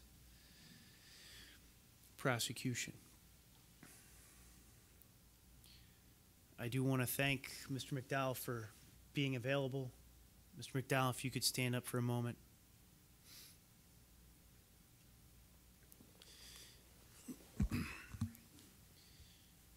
It's tough in any career where death is a possibility. That man right there was not only a witness to the assault, but was a victim of the same assault that resulted in the death of one of his brothers. And I know that it weighs on the minds of everybody in this room, but probably no more than him. And if I may ask respectfully if we could have a moment of silence for Sergeant Bosserman.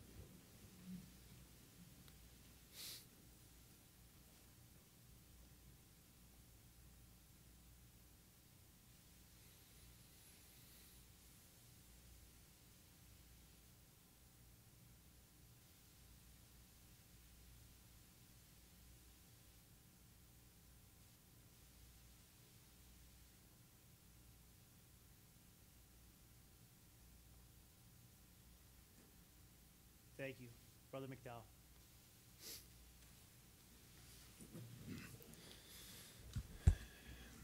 To close our presentation on assaults this morning, I do want to call upon President Eckenrode to provide some testimony about the impact of Sergeant Bosserman's murder on the membership at large, but also to provide some brief testimony in terms of how it impacted him personally as a member of this union, but also a member of the working staff of the DOC, because it wasn't long after Sergeant Bosserman was assaulted on February 15th and ultimately died on February 26th of 2018 that President Eckenrode was also assaulted.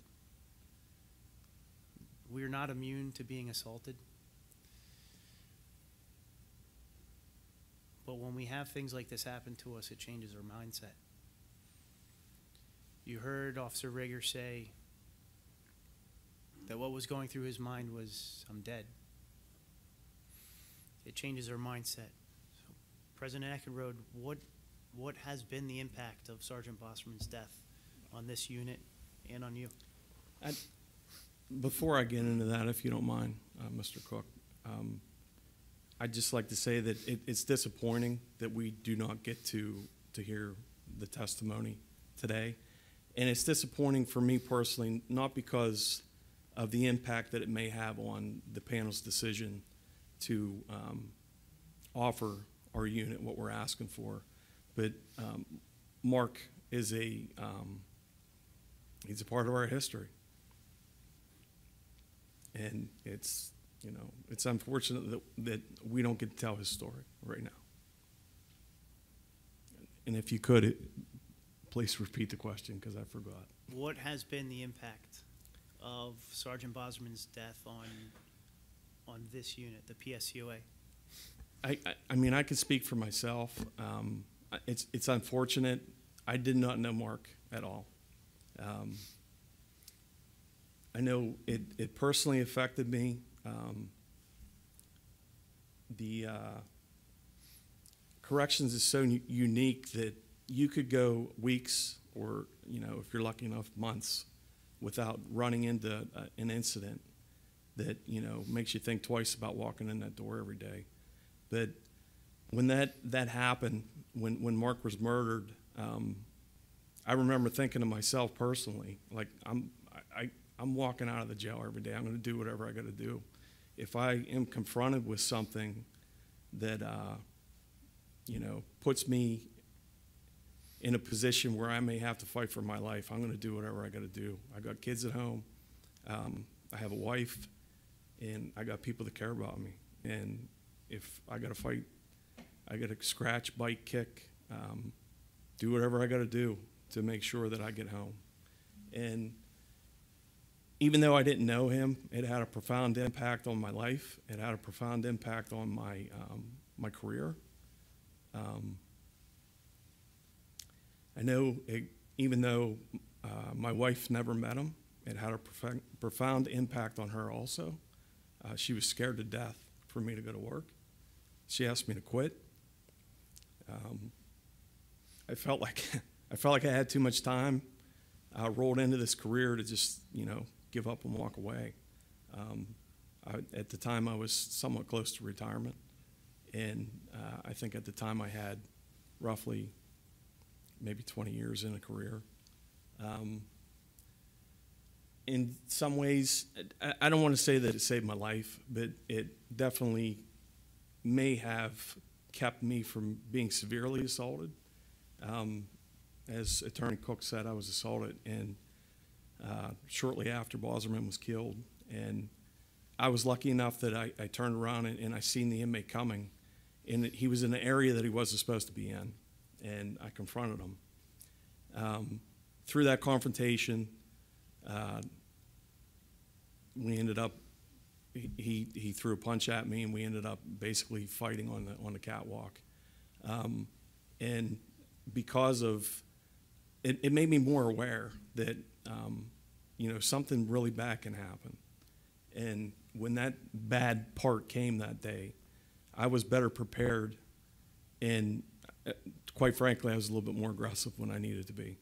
And I think that saved me possibly from some serious injury, or who knows, maybe being killed. And I say killed because, I got lucky. I just happened to turn around and look over my shoulder and see the inmate coming. But after we got him cuffed and he was taken to the RHU, they searched him, and he had a lock tied to a string, or it was in a sock or something. I don't remember specifically. But it was his intent, which he verbalized, to kill. I don't know if he was trying to kill me or another sergeant, because there was another sergeant on the canopy with him. And we were very fortunate. One of us was fortunate. And as much as it impacted me, and I didn't know that man, I didn't know him at all, I can't imagine what the roughly 500 members at SCI Somerset, how impactful that was on their life. They knew him, and it was personal.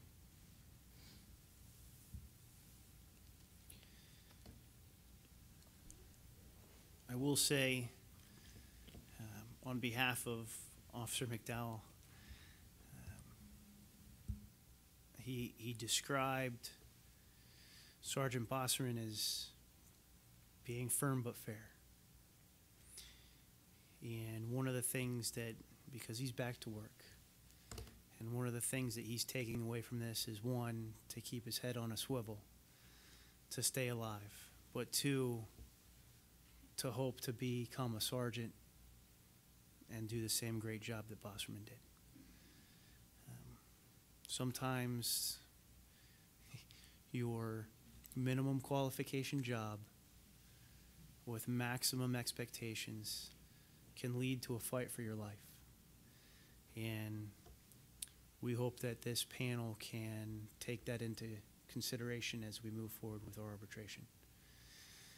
With that, I think it's soon time to break for lunch.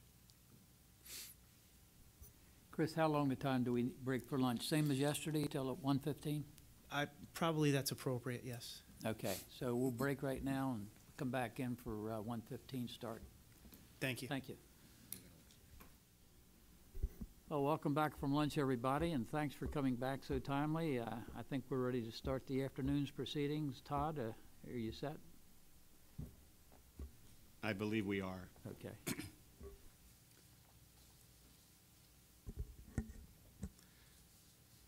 So good afternoon, everybody. I'm Attorney Todd Egan. I'm one of the attorneys for PSCOA. We've heard a lot about the physical effects, in particular the assaults that occur in regard to the H-1 bargaining unit. We've heard a lot of testimony of that, and certainly the physical effects are devastating. And the thing about the physical effects, as President Eckenrode testified to, is they can be quantified. And he was able to give specific numbers on physical assaults in the institutions. But the mental effects of this job can have just as a devastating effect as the physical assaults. And part of the problem with the mental toll of the job here is that at times it's hidden and it's unreported. And we know that this panel needs all of the information readily available to them that we can provide to them, so that when they decide the issues in our that are in front of them, both from the Commonwealth and from PSCOA, we want them to have as much information as possible in front of them. And that's why PSCOA has engaged Desert Waters to conduct a wellness study. And at this point in time, the wellness study was done by Desert Waters. Katerina Spineris is the principal with Desert Waters, and at this point in time, I'd like to call Katerina Spineris as a witness. Yes. So you can hear me okay? Yes.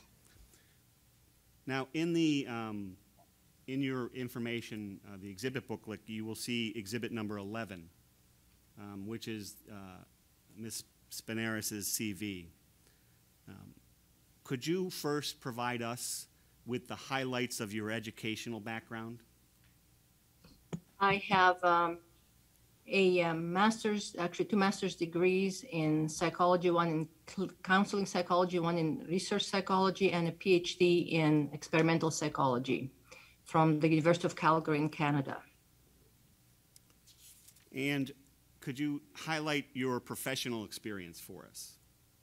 My professional experience is along 2 main areas, actually 3. One is clinical work, providing psychotherapy services, counseling, professional counseling to individuals, in particular those suffering from psychological trauma and depression, anxiety, and stress. And also, so that's one area of my professional experience. Another one is conducting research studies. And the third one, as such as this one here for PSCOA, and the third one is developing curriculum and providing trainings around wellness issues, in particular dealing with traumatic stressors and other high stress events in the workplace for correctional staff. Could you please provide some of the other highlights of your professional career in terms of training aspects that you're involved in? Well, I've taken a training in I'm certified to conduct eye movement desensitization and reprocessing, which is a technique geared to resolving traumatic memories for people who have chronic PTSD or just had a traumatic event happen. So I have that in my background, and I'll continue to take, of course, continuing education throughout all the years that I've been doing clinical work, and And I'm always learning about training and treatment, about whatever promotes healing would be something that I keep pursuing. And have your services or Desert Waters services been contracted with states across America to provide services? Yeah, absolutely. In particular, regarding trainings, we have developed material that actually is the award-winning course From Corrections Fatigue to Fulfillment. It in 2016 it was awarded the commercial product award of the year by the International Association of Correctional Training Personnel, and we provide a model of training instructors for departments of corrections or jails, or probation departments or parole departments, and we provide the training and the support for them to be trainers who then train their peers, their coworkers. In a lot of cases, system-wide, the entire Department of Corrections as a mandatory training quite often, or optional training. So we do that across the nation, and actually even beyond. We've had trainings occur, trainers for like farther away places like South Africa and Australia and Northern Ireland. Yes. The services that you provide, this has been a lifetime of service that you've put forth for corrections officers, has it not? I'm in my 21st year, and so I know the corrections officers sometimes count years to retirement. I don't count years to retirement. I count years of opportunity really for more doors to open to keep assisting in this field, because the need is vast. And so, it's been 21 years on my own, and we incorporated Desert Waters Correctional Outreach as a 501c3 back in 2003. So we're like in 18 years with Desert Waters. Now, how often do you testify in settings such as this, formal settings in trial or in some type of arbitration proceeding? I would say very infrequently. Maybe I've done a total of maybe 6 times in my career with corrections personnel. So it's not a regular activity. If the opportunity arises, of course, I would be interested if we can help, if we can assist. And I think it's about 6 times so far. And in terms of your history with with Pennsylvania, prior to this year, have you been involved or have you done any studies in Pennsylvania regarding corrections officers?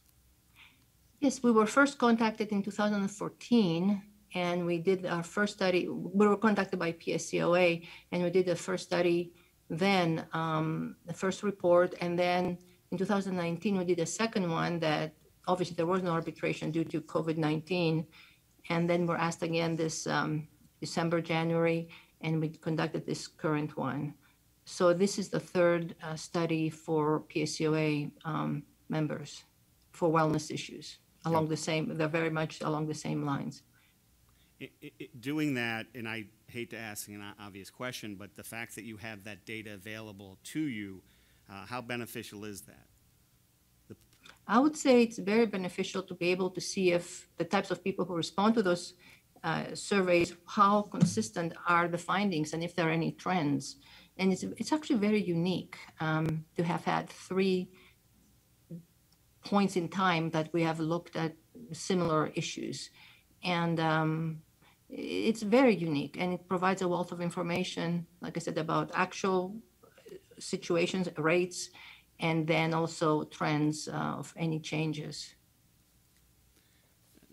At this point, Ms. Spineris, I'm just going to take a small break so I can talk to the arbitrator on the other side. I know that this is interest arbitration. We are certainly not trying to follow the rules of evidence here in terms of submitting experts, but at this point in time, I will give an opportunity to the Commonwealth if they have any questions for Ms. Spineris in regard to her professional background, if they so choose to ask those questions. prefer to ask the doctor questions during cross. And I'm not challenging her expertise or her background or her education at all. I just would have some questions about the study. Okay. So I have no questions on the doctor's expertise. Sure, and we anticipate, so we're going to, if there's no questions on her professional experiences, at this point, we'll move into her testimony, and we anticipate that the Commonwealth will have an opportunity to cross-examine her at that time if they so choose to. Okay. Okay. We will need to be made a co-host to be able to share our screen. Okay. Okay.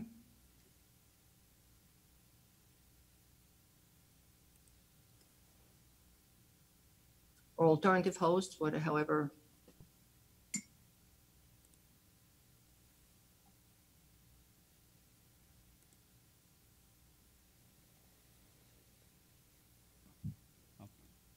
Right here.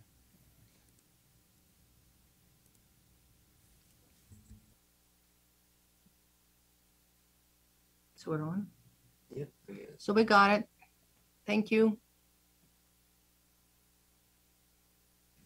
Let me just get the view correct also.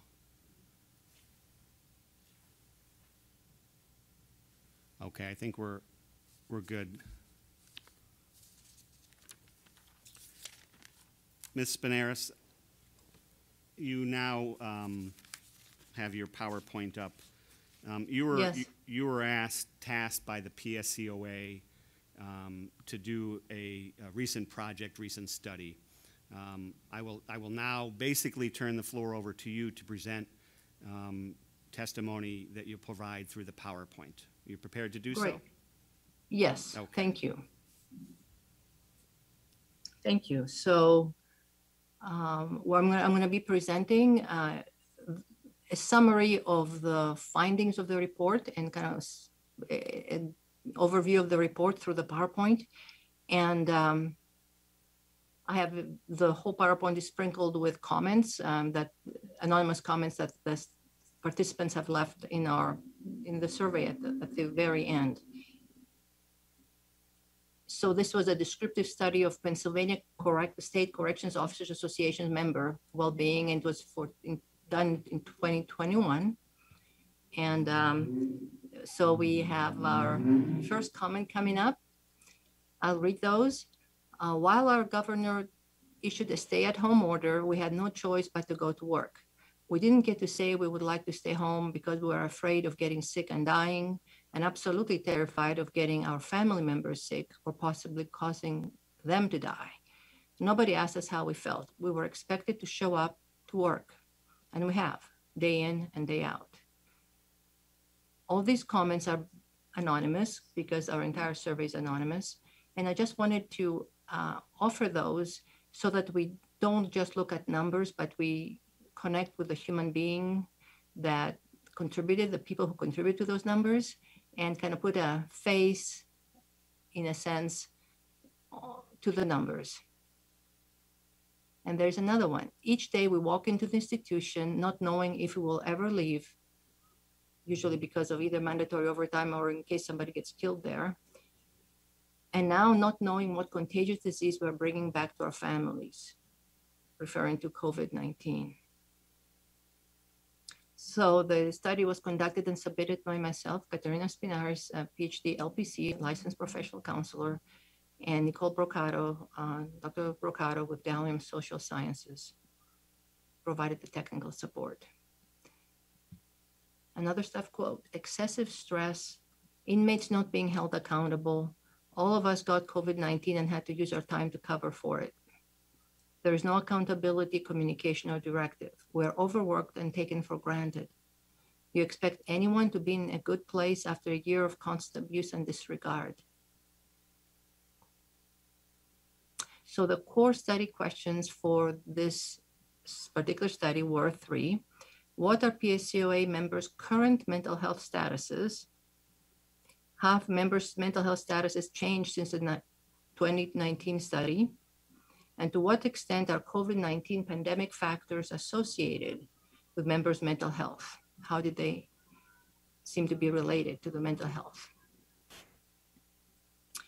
Another quote, Management continuously mandated officers repeatedly and showed no level of care or consideration regarding the stressfulness of the situation, and at times mocked officers for complaining about being mandated multiple days in a row.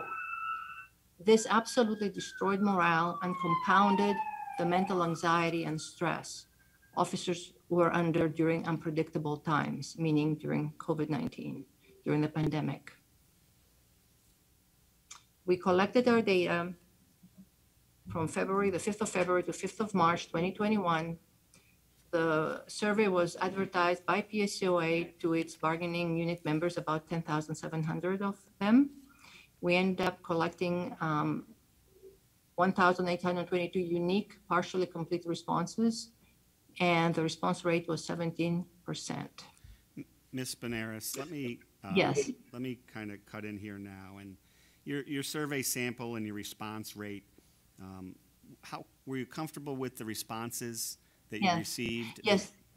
The response rate, and actually the next slide will show the response rate is a measure of reliability, and the survey margin of error is a measure of reliability, and we found that the survey margin of error was very low in actually all three surveys we did.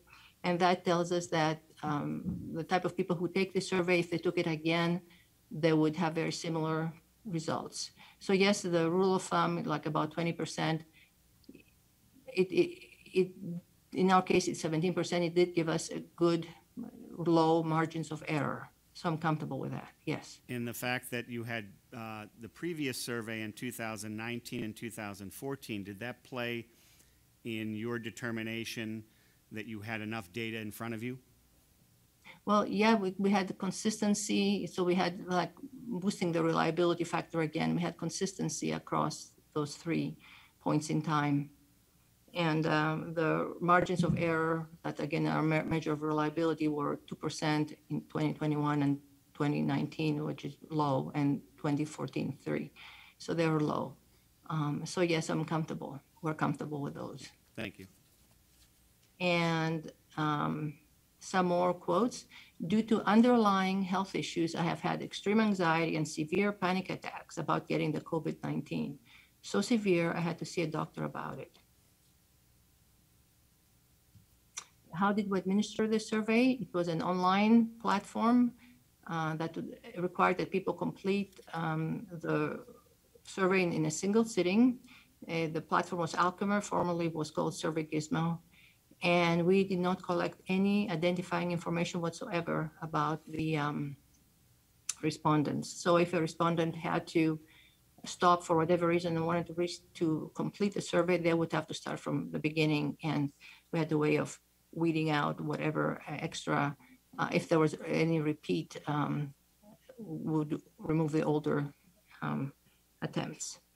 And we used the following assessment instruments.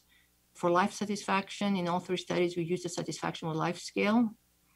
For depression, in 2014, we used the DAS-21 depression subscale. And in 2019 and 2021, we used the PHQ-9. For post-traumatic stress disorder, in 2014, we used the PTSD checklist, civilian version. And in 2019 and 2021, the PCL-5. Stress, we used in 2014 DAS-21 stress upscale, and in 2019 and 2021 the perceived stress scale, the 10-item version. And anxiety measure was taken through 2014. In 2014, the DAS-21 anxiety subscale, and in 2019 and 2021 studies the GAD-7 generalized anxiety disorder scale. There's an illustration of some of those, what we were measuring. And this person left this comment at the end of the survey. I'm jumpy, irritable, louder at home than I ever used to be, nervous when I go into places with lots of people, and constantly cannot get comfortable when people are around me. I absolutely hate what I've become. Ms. Benares, the comments that you're reading from, just so the panel knows. So when the members were going in and doing these surveys, then they would have an opportunity to add comments. Was An that- open comment at the end, yes. Okay. And they could leave whatever, and we broke those into categories afterwards. They're qualitative data. So we ended up with quantitative data through all those scales and qualitative data about people just saying whatever was on their mind, Okay. about anything else they wanted to add. And the next slide will show you in one slide the results of all three studies, and I'll spend a little time on it because there's quite a bit of information here. So the 2014 is here, 2019 here, and 2021 here.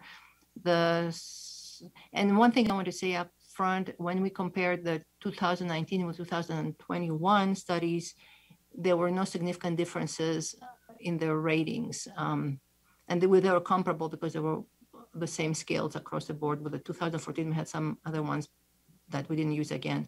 So even though you may see a little bit of a difference, statistically, there were no differences between 2019 and 2021. They were essentially the same, unchanged results. And this measures basically dissatisfaction with life rather than satisfaction, and like about 40% dissatisfied in 2021.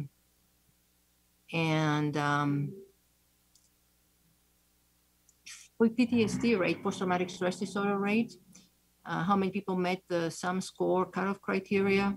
We have like 37% and 39% and 44%.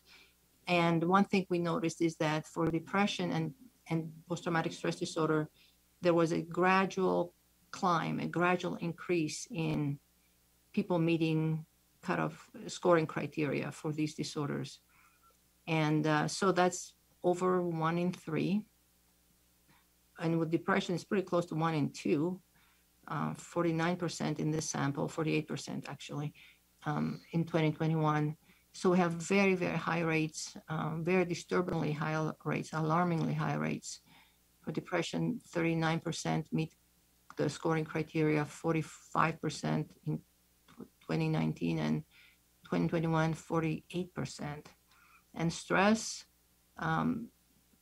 with the different scales the last 2 years, we have, with this year, 66% of people who scored in the moderate to high stress, severe stress. Anxiety, moderate to severe again, 40% in 2021, 43 in 2019, and again, basically indistinguishable, 32% in 2014. And we asked about suicidal ideation, like how many people in the past 2 weeks had thought about killing themselves, or had thought about waking up, not waking up, waking up dead, as somebody has put it, not waking up, dying in their sleep, just somehow just dying. That is more of a passive ideation, or had thoughts about killing themselves, and how many attempted suicide. And we have, I'll go over those numbers in the subsequent slides, like we have almost 2% who said they had made a suicide attempt in the past month, and 1.4% in this 2021, which are, as you'll see, very, very high rates overall. So the thing that we can take away here is the consistency overall, especially with the same measures of the last 2 studies, 2019 and 2021, and that there is a trend of increased severity for post-traumatic stress disorder and depression. And there is a huge red flag around the whole thing of suicide, the whole risk of suicide. And, whoops. So just to compare, for post-traumatic stress disorder, we had 44% in 2021. The US population is 3.5%. Active duty military ranges from 5 to 33%, depending on if they're just active duty with no injuries, and 33 is when they have compounded injuries, multiple injuries. Depression, 48%, almost 1 in 2. The US population is 7%. The military is 5%. Anxiety, 40% met criteria for moderate to severe depression versus US population 19% and military 5%, stress 66%, and suicide attempt we have 1.4% who have made an attempt in the last month, and versus the US population according to the CDC being 0.6%. So they're almost, well, more than twice as much. So Ms. Benares, before you Yes. before you move on to the next slide, I didn't want to interrupt you, but Yes. the fact that you have data from 2014, number one, that consistently shows that the PTSD levels, the depression levels, the anxiety levels are quadruple times the national average, if not more. How disturbing was that to you to see that from 2014, not only did it not get better, but in certain cases it has substantially increased? How did you view that? Well, I mean, there's a researcher in me and there was a clinician in me, and both were horrified because it's like, how bad will it have to get? And of course, wanting, wishing, hoping that something would be done for preventative measures to be put in place and remedial measures to be put in place so that people would, under these occupational conditions would get some support and help, because we have been hearing about, and it's not only Pennsylvania. I want to say that other studies we've done across the country, we find very similar results when there's really very little in place for staff wellness, and we know that suicide rates are very, very high amongst correctional officers, and they have been for years. Actually, the first study I read was back in 1997. Documenting those issues from death certificates, and so my hope has been that something would be done about that to stem this bleed, to do something, because it's severe. It's very severe. I mean, I'm lost for words in a sense. We cannot just walk away from this. And that's why I'm glad we had the repeat studies to kind of reinforce the message. Thank you. I didn't mean to interrupt you. You can proceed. No, that's okay. That's fine. That's fine. So, just in a nutshell, the mental health indicator levels that we used essentially were unchanged from the 2019 study, and the increases in PTSD and depression levels are gradually and consistently inching forward, increasing between 2014 and 2021. And really, truly, the mental health indicators are several times higher than the national average for the general public and also the military, active duty military. And again, hearing from people, what does it look like on the ground? How does it translate? Frustrated, anxiety is high, can't sleep at night, thinking about what I will walk into at work the next day. Whoops. Very stressful at times with the mandates. Can't be 100% when you're on 2 to 3 hours of sleep days at a time. And we hopefully will address this again later, the whole thing of partial chronic sleep deprivation that people working in corrections, especially as essential employees, have been under and experiencing. An external data point that was provided to us by PSCOA that they obtained from the Commonwealth was there were 5 verified completed H-1 unit member suicides during the fiscal year 21 and 20 to 25. And there was also a 6th one that was a drug overdose death, which could or might or might not have been an intended suicide, may have been an accidental overdose. So we did not count that, but it could very well have been an intended overdose, a suicide.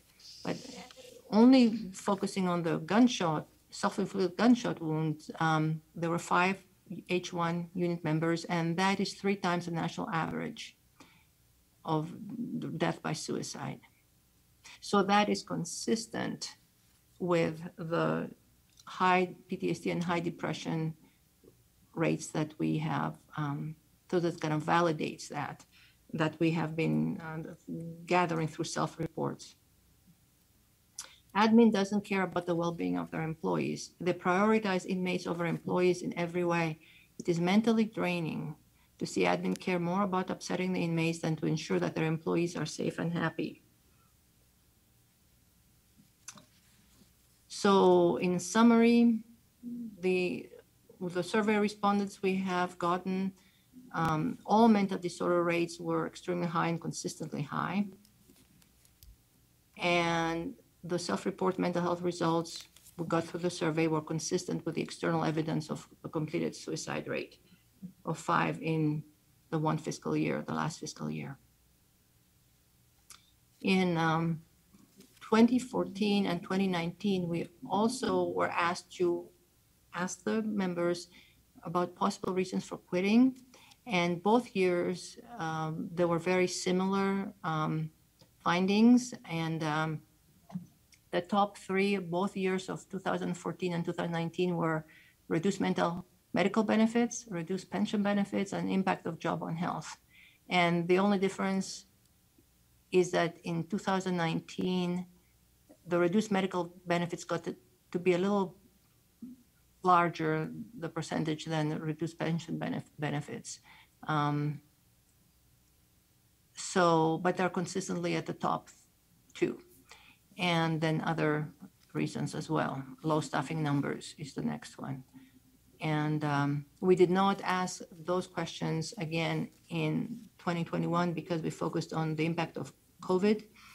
And we did not want to have a very long survey because that affects response rates, of course, the longer it gets. So we wanted to focus on what was relevant to them at the time, which was the COVID threat. So we did not ask those questions in 2021.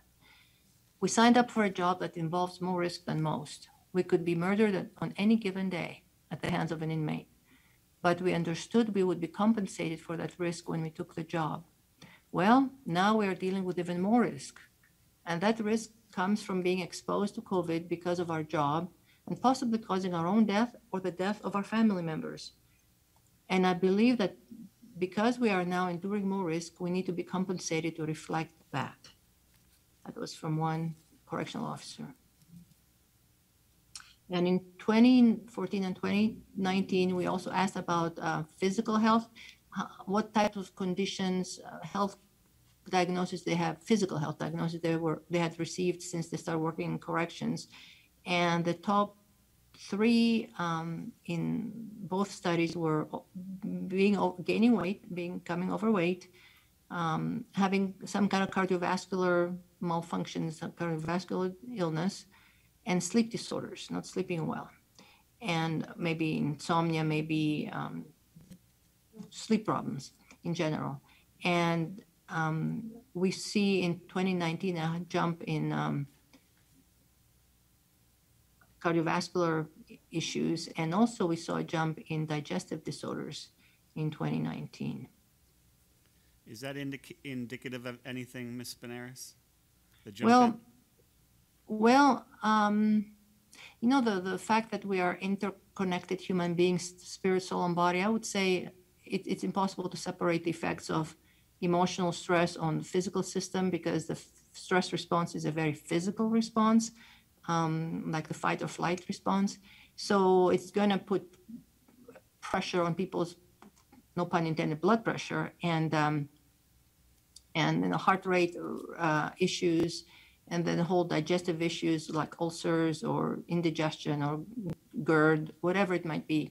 And then, of course, sleep disorders with overtime work, just plain shift work, but especially working overtime on a consistent basis, that's going to wreak havoc to people's sleep. So the little sleep they can get, they cannot really rest. They cannot get proper sleep. And of course, maybe comfort eating, in immobility when you get home too exhausted to work out, that will add to the overweight issue. So everything tends to be interlinked. And we don't have the figures to show that at this point other than their self-reports, but the trends, again, are consistent, and they're consistent with other studies that other people have done in the field on, let's say, blood pressure and overweight among correctional officers. In another quote, inmates getting whatever they want and no consequence for their actions resulting in my work injury. My depression and anxiety are much worse from suffering from this work injury. This person had a certain type of work injury, and we identified data, so we did not put the name of the condition there, but of the work injury. Again, it's a good example of things interacting where depression and anxiety were exacerbated due to this physical injury. Now, so this, up to this point, I shared with you about the mental health disorder rates, prevalence rates, self-reported, and then now we're going to switch to questions about personal protective equipment and COVID-19 issues. And we asked people what if there were any problems them accessing certain PPE items, whether it was a no problem, small problem, or a big problem, or not applicable to them. And what we found was the masks, getting masks and face shields or goggles were the two reported big problems. 36% said that it had been a big problem for them getting masks and face shields or goggles.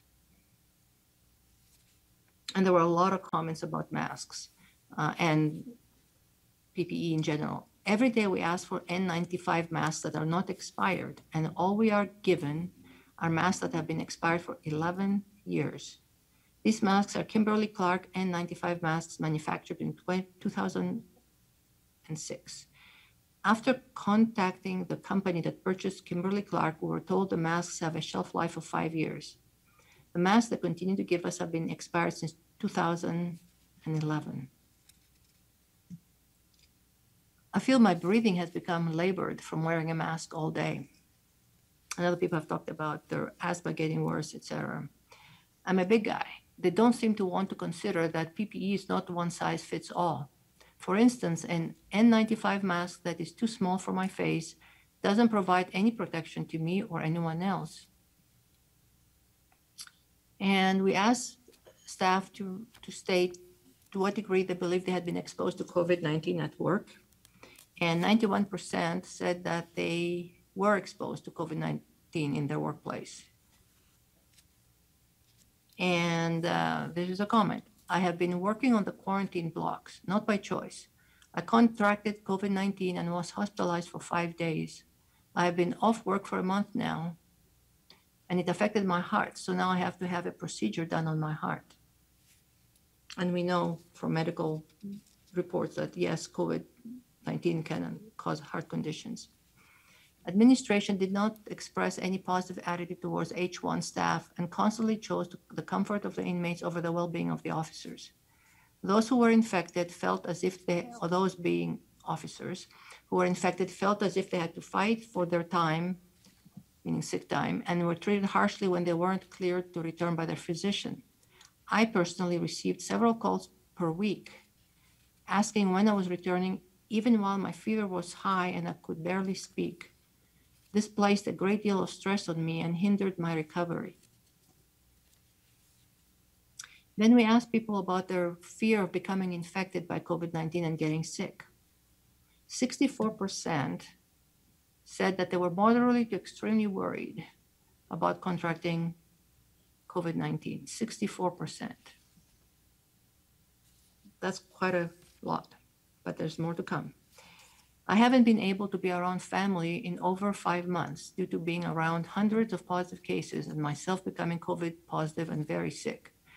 Then once I was cleared, I was mandated 2 to 3 days a week, doing basically doubles, 16-hour shifts, and felt restless with a quick turnaround and not enough sleep. I wasn't well and healthy enough myself, but it was mandatory. My family with health conditions are still scared to see me or have me come around because they don't want to chance me bringing them COVID since I'm around it daily. It's very stressful. I got COVID from SCI, de-identified. Gave it to wife, kids, and my high-risk parents. Thanks, DOC, 2 months later, my parents, wife, and I have fatigue issues, all have fatigue issues, and I still have no sense of smell. To date, we were told by PSCOA, 3 PSCOA members, H-1 members, are known to have died from COVID-19 infection complications.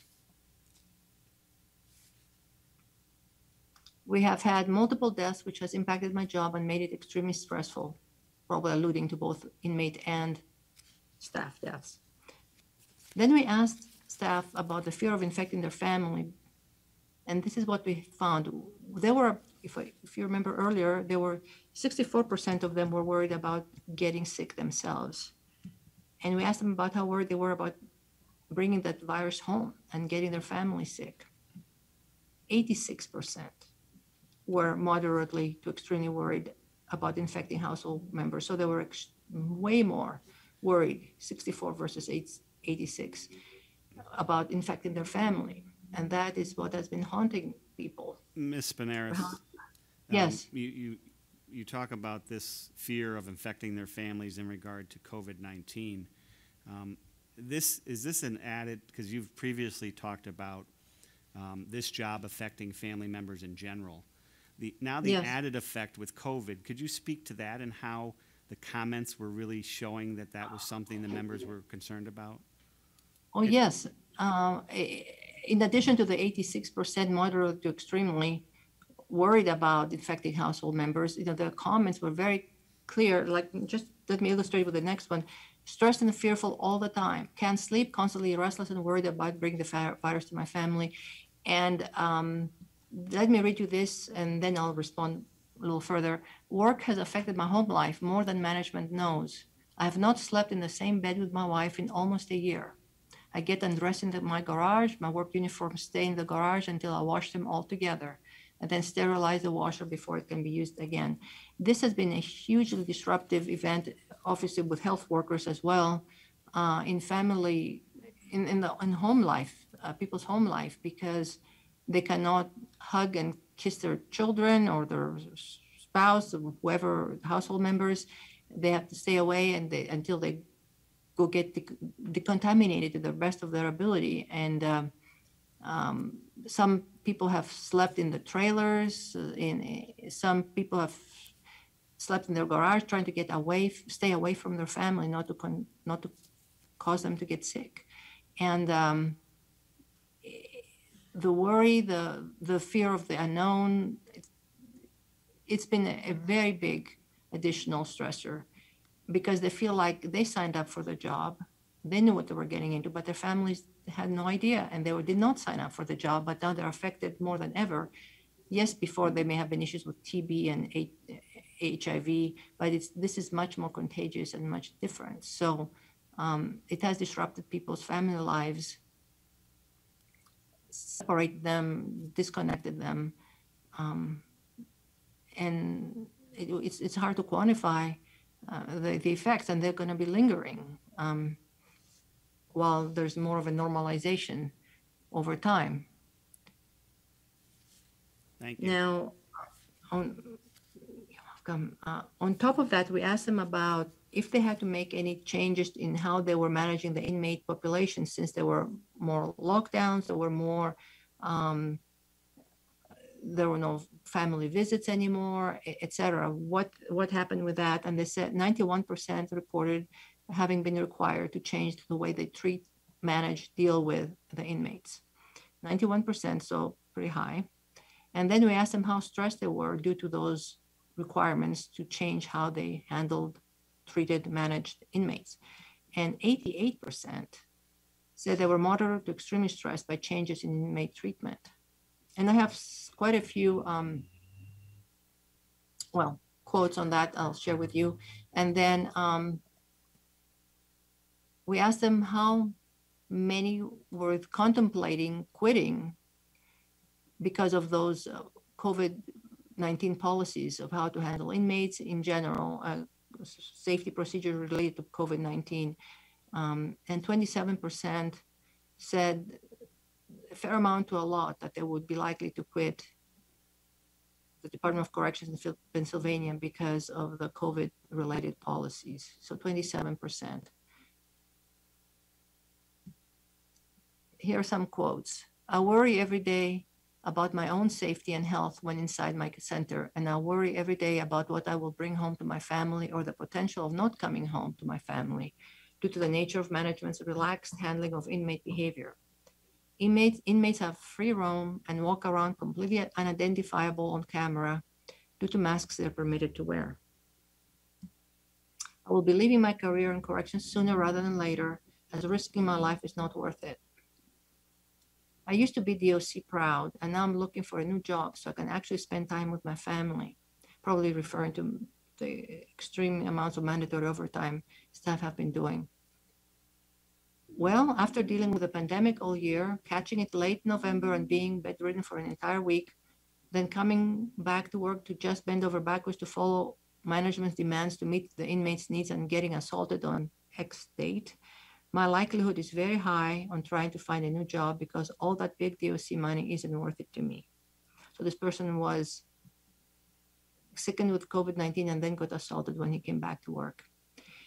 We did some statistical analyses, some logistical regressions to see what associations there were between the people meeting criteria for certain mental health disorders and some of the variables like COVID issues and the age, etc. So the ones that we found that were statistically significant associations were the following. And I'll go over them one by one. Worrying about becoming ill due to COVID-19 was statistically associated with people scoring positive for PTSD, stress, and anxiety. Worrying about infecting family or other household members was associated statistically significantly with post-traumatic stress disorder meeting that conditions criteria for diagnosis, depression, stress, and anxiety.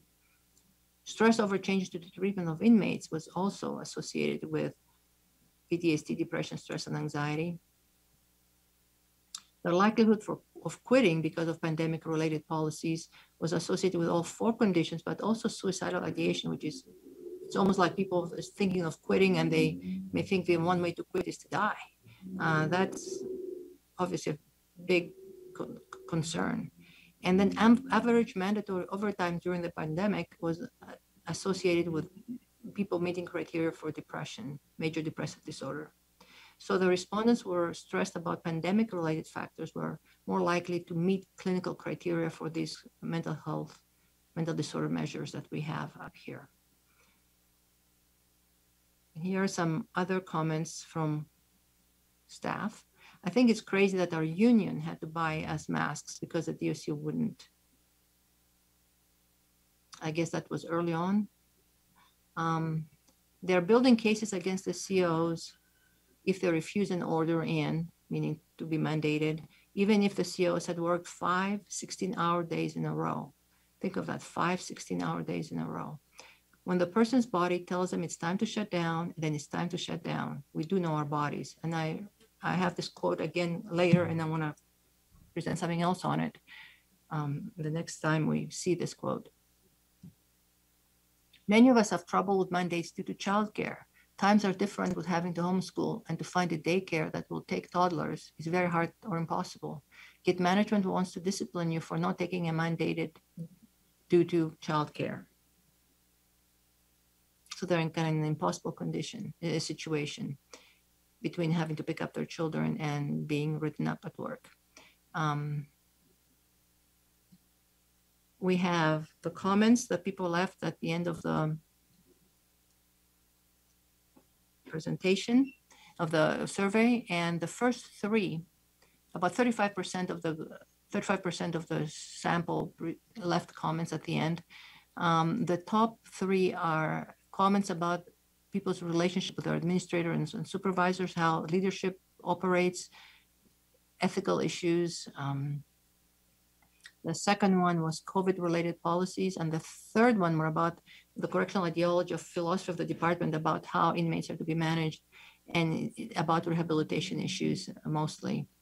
And then the staffing and mandatory overtime was a close 4th. So we had several items, and we have them at the end of the report. We have samples of those. And of course, some of the quotes that I've read here are sample of those. COVID did a number on how we run our institution. The inmates have almost gotten a free pass on many things, such as free cable, PS4, gaming systems, and so on. While some of these things are understandable to keep the peace during a difficult year, how do we regain control when we finally lift a years-long lockdown? How do we basically take away those goodies, and how will the inmates respond? Forced to give inmates extra, whether it be food, supplies, goodies, yard, phone calls, etc., to make them calm. This goes against everything you are taught. These inmates get all this free and extra stuff, then management forces it on you to give it to them. If you refuse because it's morally wrong and goes against everything you were taught from day one, then you end up in trouble. We are no longer allowed to do cell inspections. No longer allowed to do cell inspections. Inmates could be making weapons in their cells and we wouldn't know. Our security team was told they can't go do security cell inspections, almost like security of the jail has been put on hold. When pandemic is over, it's going to be hard to get that back.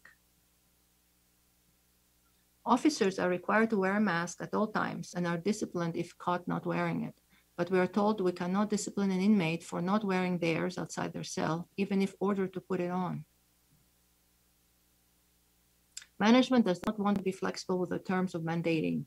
8 to 4 being mandated 10 to 6, then being told sleep in your car till your next shift at 8 a.m. when it's 6 degrees out. They're building cases against the COs if they refuse an order in, even if the COs had worked 5 16-hour days in a row. When the person's body tells them it's time to shut down, then it's time to shut down. We do know our bodies. And this brings up a whole issue about safety, because we know from sleep deprivation studies that even the 24-hour sleep deprivation experience causes people to operate like they're legally drunk, and the reaction time is slower. So when people are that tired and that exhausted, it becomes a safety issue as far as running operations. My mental health and my job are more stressful than ever. No consequences for inmates' actions, no support, overworked and underappreciated, sacrificing more than ever with nearly no support from staff or management. Inmates' feelings are placed at the forefront, and that comes straight from the top. Our job is to not interrupt the inmates' days as they play and frolic their way through their sentence, receiving very little pushback for breaking policies. Policies are not enforced statewide and certainly not evenly from unit to unit. Katerina. So, yes. Excuse me, before you move to the next slide and before you, the staff quotes that you're quoting, I know you had mentioned in the beginning that they're important to kind of put a face behind some of the numbers. Do they also confirm some of the statistical data? Can you speak to that? Oh, absolutely. They're totally in line with, totally supportive and explaining those numbers in a way about what it was about their stress, or why so many of them were upset about, like 88% upset, distressed about changes in inmate management due to COVID-19. As it explains how it's translating on the ground, why these things are so stressful. It's certainly fair to say that it certainly connects the dots for you. Is that a fair statement? Yes, it explains it to us, and yeah, absolutely, and let us understand their reasoning, and I'll have a couple of comments about how they see and interpret those changes and how they affect them and why they're so upset over them. So in conclusion, we have consistent multi-year evidence that mental health among PSCOA members is several times worse than national averages. And consequently, members' lives are being lost to suicide at a rate several times the national average. And we don't have data at this point for like physical health issues, like people dying of other issues, but definitely we know from suicide several times the national average. And that's consistent. Those two bullets are consistent. One supports the other. And as a result, our conclusion is that the PSCOA members are in need of immediate supports for their extremely high mental health disorders and exposure to COVID-19. Yes? So when you've talked about your experience in the past and how you've worked for other state agencies or municipal agencies, when you've acquired data such as this, and you're making these conclusions, and then you're saying PSCOA members are in need of immediate support for their extremely high. When you make these types of recommendations, these are actually the same type of recommendations or conclusions that you've made to states who have brought you on board to assist them, correct? Yes. Okay. Yes, because, yes, yeah. Yes, they are. So moving to the next slide, and I'll let you continue speaking about your conclusions. Thank you. Okay, yeah, thank you. So the three largest categories of comments that people freely gave at the end of the survey were conflict with administrators and supervisors, disagreement with the ADOC policies regarding COVID-19, how to manage issues related to COVID-19, and disagreement with PADOC's changes in correctional ideology regarding inmate management practices. And that was also in the 2019 study. It was the same, the issues around the whole issue of how do you go about rehabilitating, reducing recidivism, etc. The members commented repeatedly that due to the reduction in consequences to inmate policy violations or rule violations, they now have fewer tools to gain compliance from inmates. Their authority as COs is undermined, and their safety and security of institutions jeopardized as the risk of assaultive behavior by inmates is increased. So that's how people take that now we cannot run this operation. We have less and less tools. We're not respected and taken seriously, and our safety and the security of the institution is at risk. All we are is punching bags in an effed up system that will never be fixed, especially at SCI blank, where the inmates come first and staff safety comes last, where you're blamed for the inmate assaulting you and not the inmate getting blamed, where you get questioned, what did you do to provoke this inmate? What did you say to hurt his feelings? What did you do to lead up to make this inmate assault you? But no one ever asked if you're okay or asked the inmate why he did it. It's always the inmate's word against the officers. Inmates run the prison. Management caters to every whimper, whine, and compliment. Inmates will straight up disrespect staff, curse staff out, and do whatever they want. If you spray them, you're the bad guy. If you write them up, it gets tossed out or goes informal. If there's an inmate that gets locked up and receives DC time, disciplinary custody time, PRC will always cut their time in half. We have lost our facility. There have been staff assaults that have not been reported because the assault charge was dismissed. Threatening charges are almost always dismissed. If you cuff an inmate, they will almost always be uncuffed and let go back to normal activities.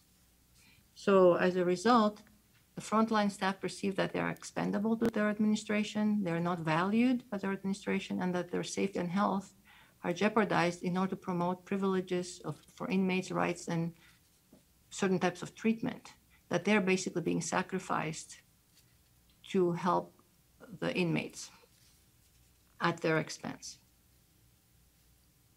So on a theoretical research level, before we get to recommendations, I just want to say that all studies have limitations, and we have some descriptive data for 3 years, and with more funding and access to have additional research methods, like additional data points, like records, maybe health records, disciplinary records, sick leave, FMLA, workers' comp records, interviews with staff, focus groups, media scraping, etc. More information could be gathered so we can draw more conclusions about causes and outcomes amongst various study variables. And what we recommend is that to deal with the division that is happening at this point, has been entrenched for years, we are recommending that there be an immediate and ongoing dialogue amongst PADOC, PSCOA, and frontline staff. And the key thing would be to address each party's perceptions, needs, and interests objectively and impartially and in a win-win fashion. So parties don't feel like one will have to be sacrificed for something else to happen, but everybody's interests will be taken into consideration.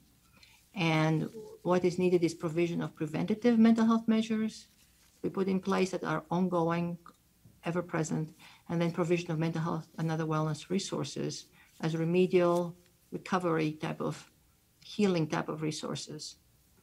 And beneficial supports for wellness for correctional staff would be administrative policies about inmate management, security issues, as this is one of the biggest issues that staff have, policies regarding staff benefits, including medical benefits, having an employee assistance program that is well versed in corrections issues, corrections officer issues, having educational programming about dealing with psychological trauma, boosting resilience, how to have healthy organizations, teaching staff to have more interpersonal skills, supervisor leadership training, supervisor training for dealing with subordinates that have high mental health disorder issues, train peer support teams, then of course incentives of weight loss given the overweight issue, and provision of healthy food options on the job. So that has been an item that has been brought up several times in comments too, and over the years, not just in this survey. My biggest concern, says one CO, is how inmates are being provided all of these perks to essentially keep them quiet, while staff members are being forced to work excessive amounts of hours without any type of incentive. Basically, those who come to work are rewarded with mandates, which takes a toll on our health since the added stress and lack of sleep have adverse effects on us. Ms. Benares? Yes. So when you go to the next slide, I would like you to speak to the urgency of how you think these the recommendations should be put into place. Well, it's like if you have somebody bleeding on the carpet. I mean, you're not gonna sit and study their condition for 2 years. You spring to action, and we have had people bleeding on the carpet for at least since 2014, and the suicides go to show it too, that is the case. And so I think it's extremely urgent that things need to be put in place. And yes, I know that wheels may turn slowly, but really where there's a will, there is a way. And to me, it's both as a clinician, as a researcher, it's like we cannot just sit and look at those results and say, oh yeah, that's corrections for you. We need to do something about that because it's an occupationally extremely hazardous situation, and it affects people in the community, the families. It's not, and the other point that I haven't mentioned so far is that really, in order for a correctional agency to successfully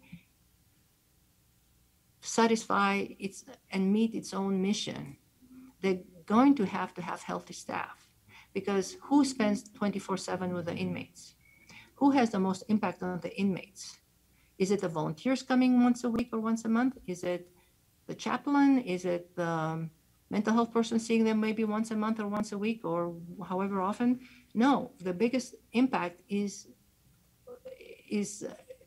the corrections officers, because they're with them all the time. So if they're in a healthier place, in a more positive place where they feel respected and they feel provided for and valued, and they have more, and they're healthier overall mentally and physically and rested, they're going to be way more able to deal with escalating situations, with irritable inmates, with grouchy inmates, with aggressive inmates, than if they're tired, exhausted, and feeling unappreciated, or deeply depressed and contemplating suicide that morning.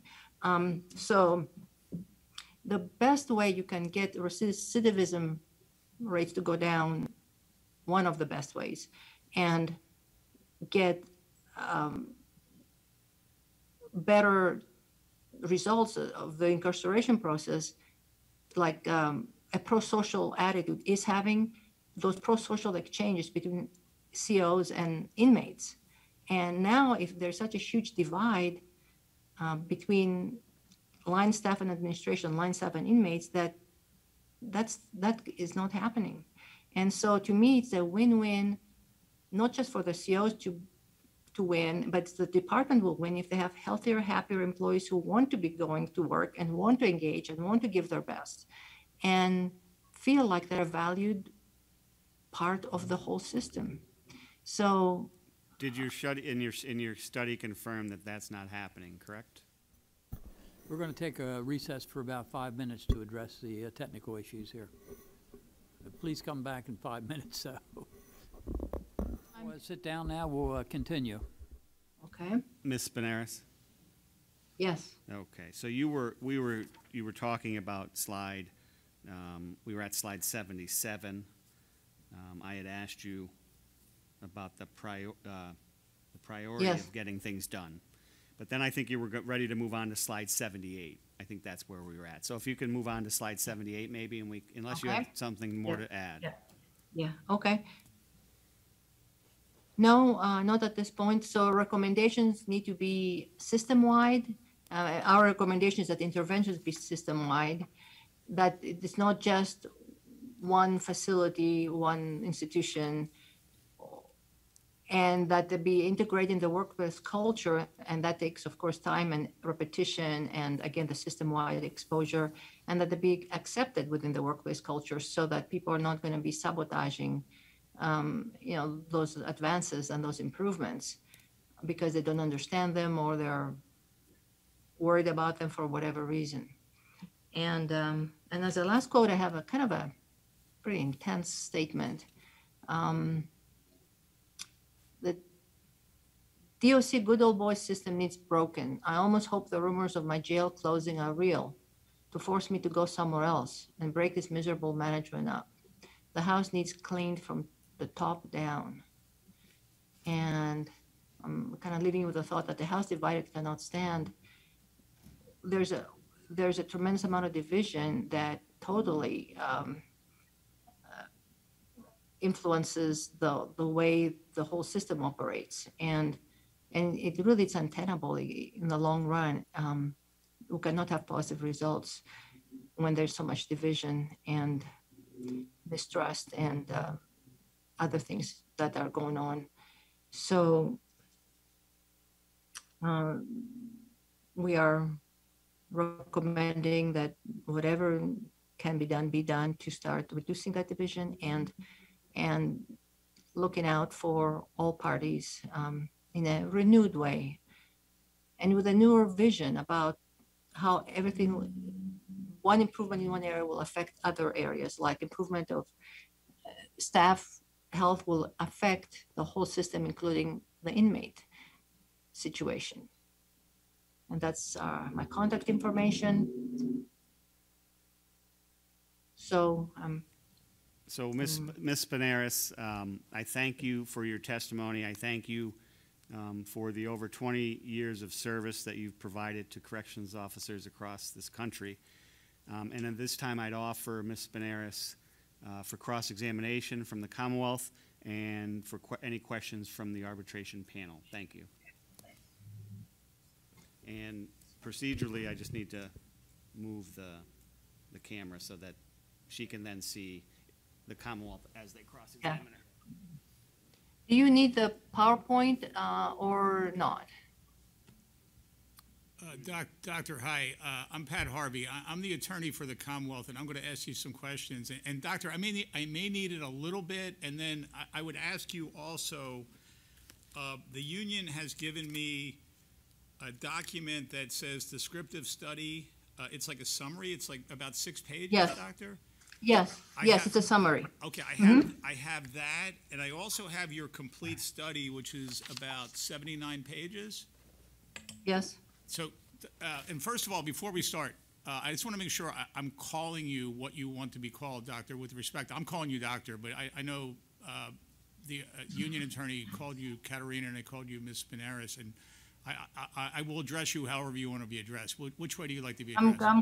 I'm comfortable either any of these three ways, whatever is more comfortable to you. There's a whole big discussion about whether you should call doctor-only physicians, and in deference to them, I would be fine being called Miss Pinaris and Katerina. Doctor, I'll call you doctor. I think it's fine to call you doctor. I don't think we'd limit that to physicians. You're a trained psychologist, correct? I mean, so. Well, I have a training. Yes, my training is in psychology, and I'm a licensed professional counselor by license. So, yes. So we have the PowerPoint, we have the 6-page summary, and we have the complete study. So I'm going to ask you some questions about all of those documents, and I'll tell you when I'm referring to each of them. And I don't know if you can pull all three of them up. You don't have to, but if you want to, we can do that. Because when I question you about it, Doctor, I'll be glad to refer to the page number that I'm asking about, so you can take a look at it. And at any time you need to take a look at anything, this is not. Yes. This is not like a stump the band procedure from memory. I know you have this over 70-page study. If I refer to a page, feel free to take a break and look at it. Let me know if you have to look at it. I appreciate that. Thank you. Okay.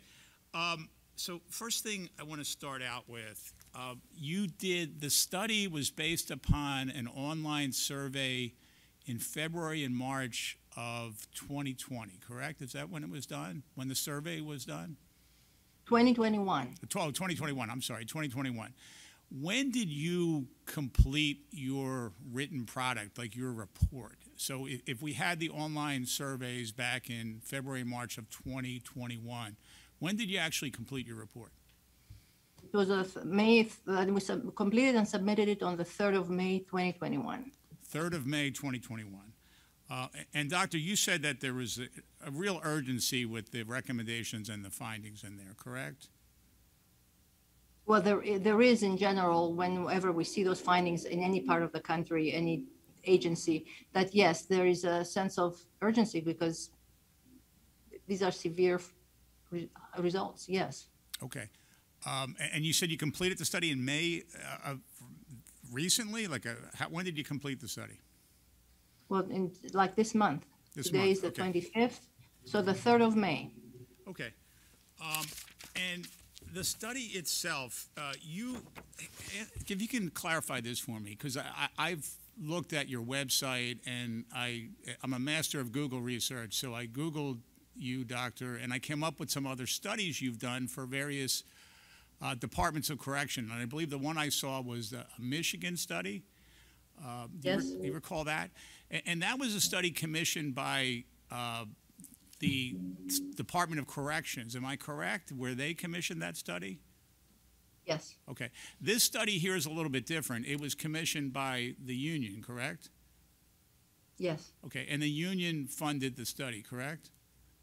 Yes. Okay. And I read on your website, when you talk about wellness or you talk about the health of corrections officers, you state on there one of the mistakes that can be made is when all of the players are not involved, when management, when unions, when all the players are not consulted and worked together with, correct? Yes, that in an ideal situation, you have all players involved and all players providing input.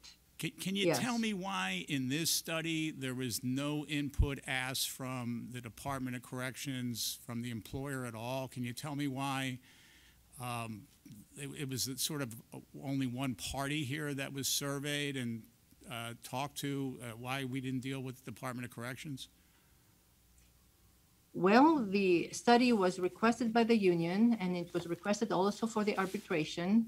So we had a very tight time frame because we were approached, I believe, I think it was in January of 2021 that we were approached for the study. So we were in an extremely tight time frame, and we would not, this was not within the scope of the study to be involving other parties at this point. The study was just to take a snapshot and see where are we at compared to 2019 and 2014. So we followed the same process that we did back in 2014 and 2019.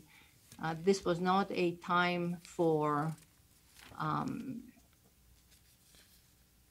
taking steps towards remediation or solution. It was just a diagnostic. Okay, but to get a complete diagnostic picture, you would agree that it would have helped to get some feedback from the employer, correct? They get, And we asked the union, and that's how the union got us the number of suicides from the Commonwealth, for example. They got us the demographics for gender. So the union approached the department okay, so when we had questions. So, Doctor, let me refer you to your PowerPoint. Do you mind looking at that again and going to slide 74?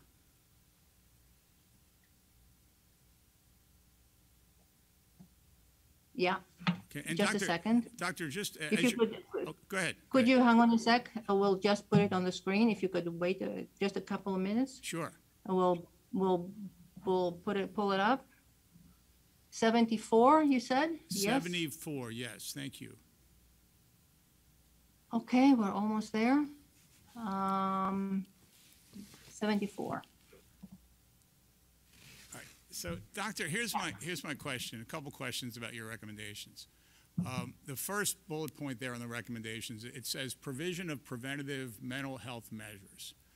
Did you review as part of your study before making this recommendation what preventative health measures the Department of Corrections in Pennsylvania has in existence for its employees? We did not review them specifically.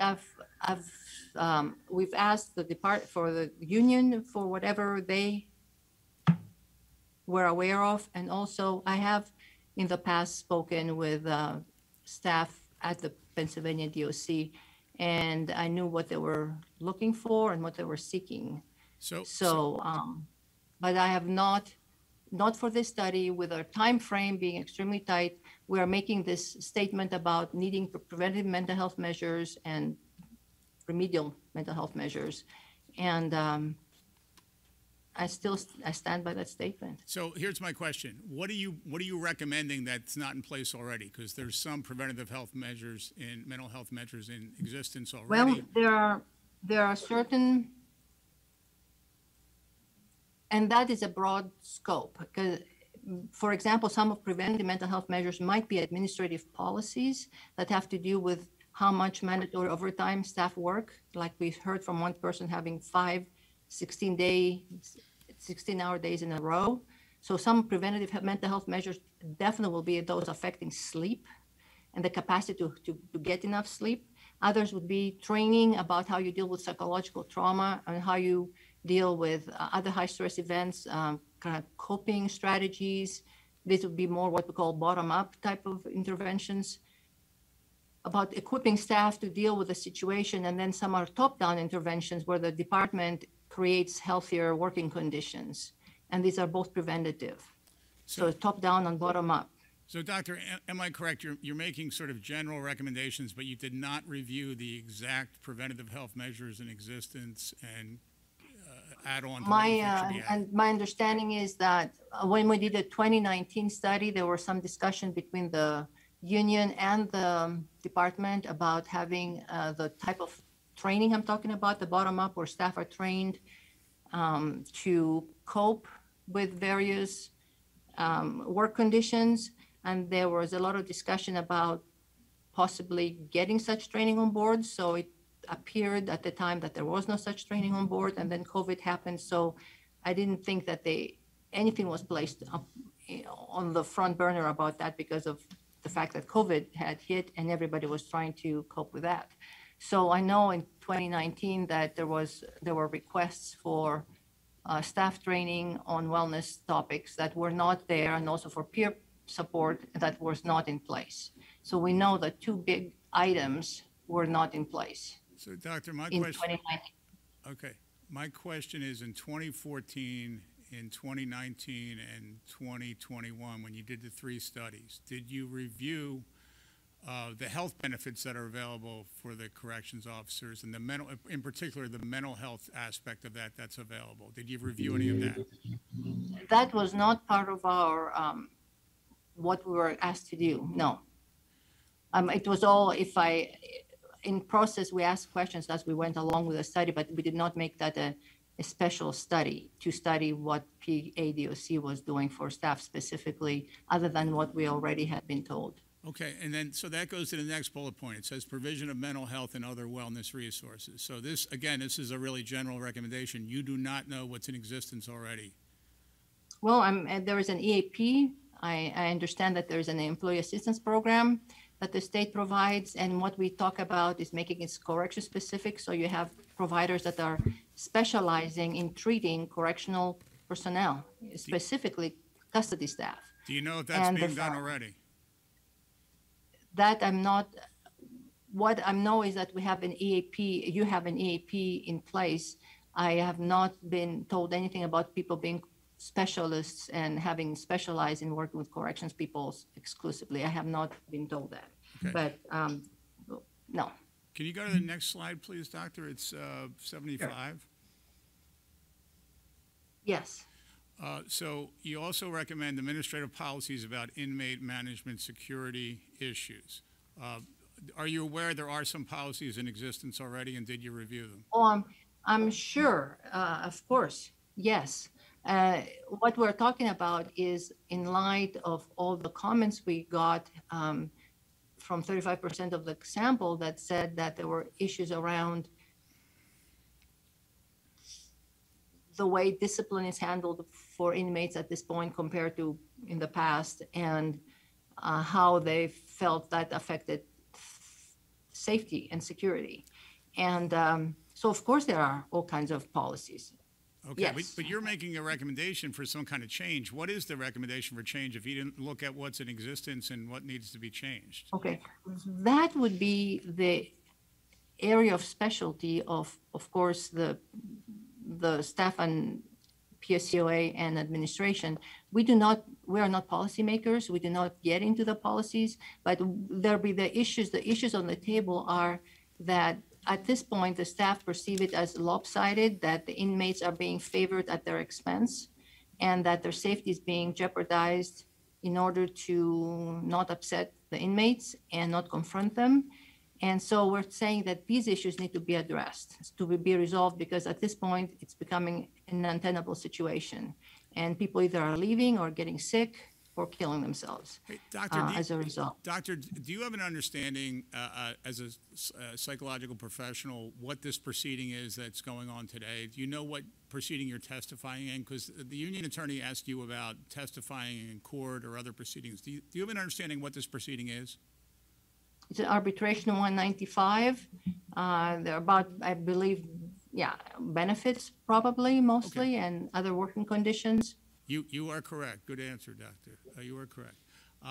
And so did that affect how you interpret your study when you're doing a survey or a study that's marketed or told to the union that it's the purposes for Act 195, for the purpose of our contract, for our raises and our benefits?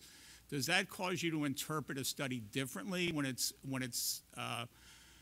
designed by help of the union, it's paid for by the union, and it's marketed to the union members as this is going to be used at our proceeding to get us raises and changes in our benefits, versus if you were contracted to do a study by a Department of Corrections?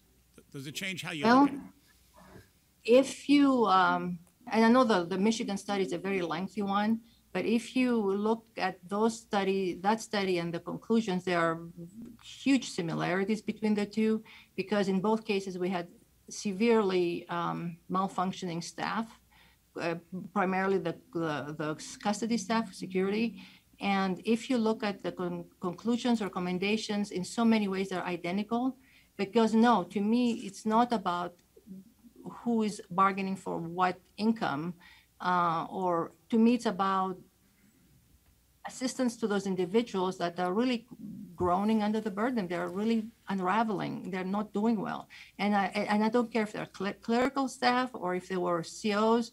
With Michigan, we were asked to study everybody, including people at headquarters, and from clerical staff to maintenance to custody, everyone, and directors and supervisors. And so, no, to me, it's very much about the human being and their need, and kind of humanizing the profession, because the profession is exacting a huge toll on the worker. And so, no, it's not like because it's like we're going to load the dice because it's an arbitration. Absolutely not. If you truly, please go look at the Michigan conclusions. They are as strong as these are. And it was the department that asked for a snapshot. That's what's going on. And in fact, we asked even more questions there that may be considered more intrusive about alcohol use. And people responded. And so, no. So to me, no, we're holding the line. The standard is about getting the information out there so that the profession can move forward. I have a retired warden friend, and she said to me, until we start taking care of our people, we cannot really be a true profession. And she has dedicated herself to staff wellness after her retirement. So that's the driving force for me. Doctor, from your standpoint, how reliable is a study where 83% of the PSCOA unit did not respond? We're talking, you're making conclusions reliable, from 17. okay. You're very good point. And reliable, you're talking about probably generalizability. Reliability, yes, we know it's reliable. We have the small margins of error, 2% in this study and the 2019 study and 3% in 2014.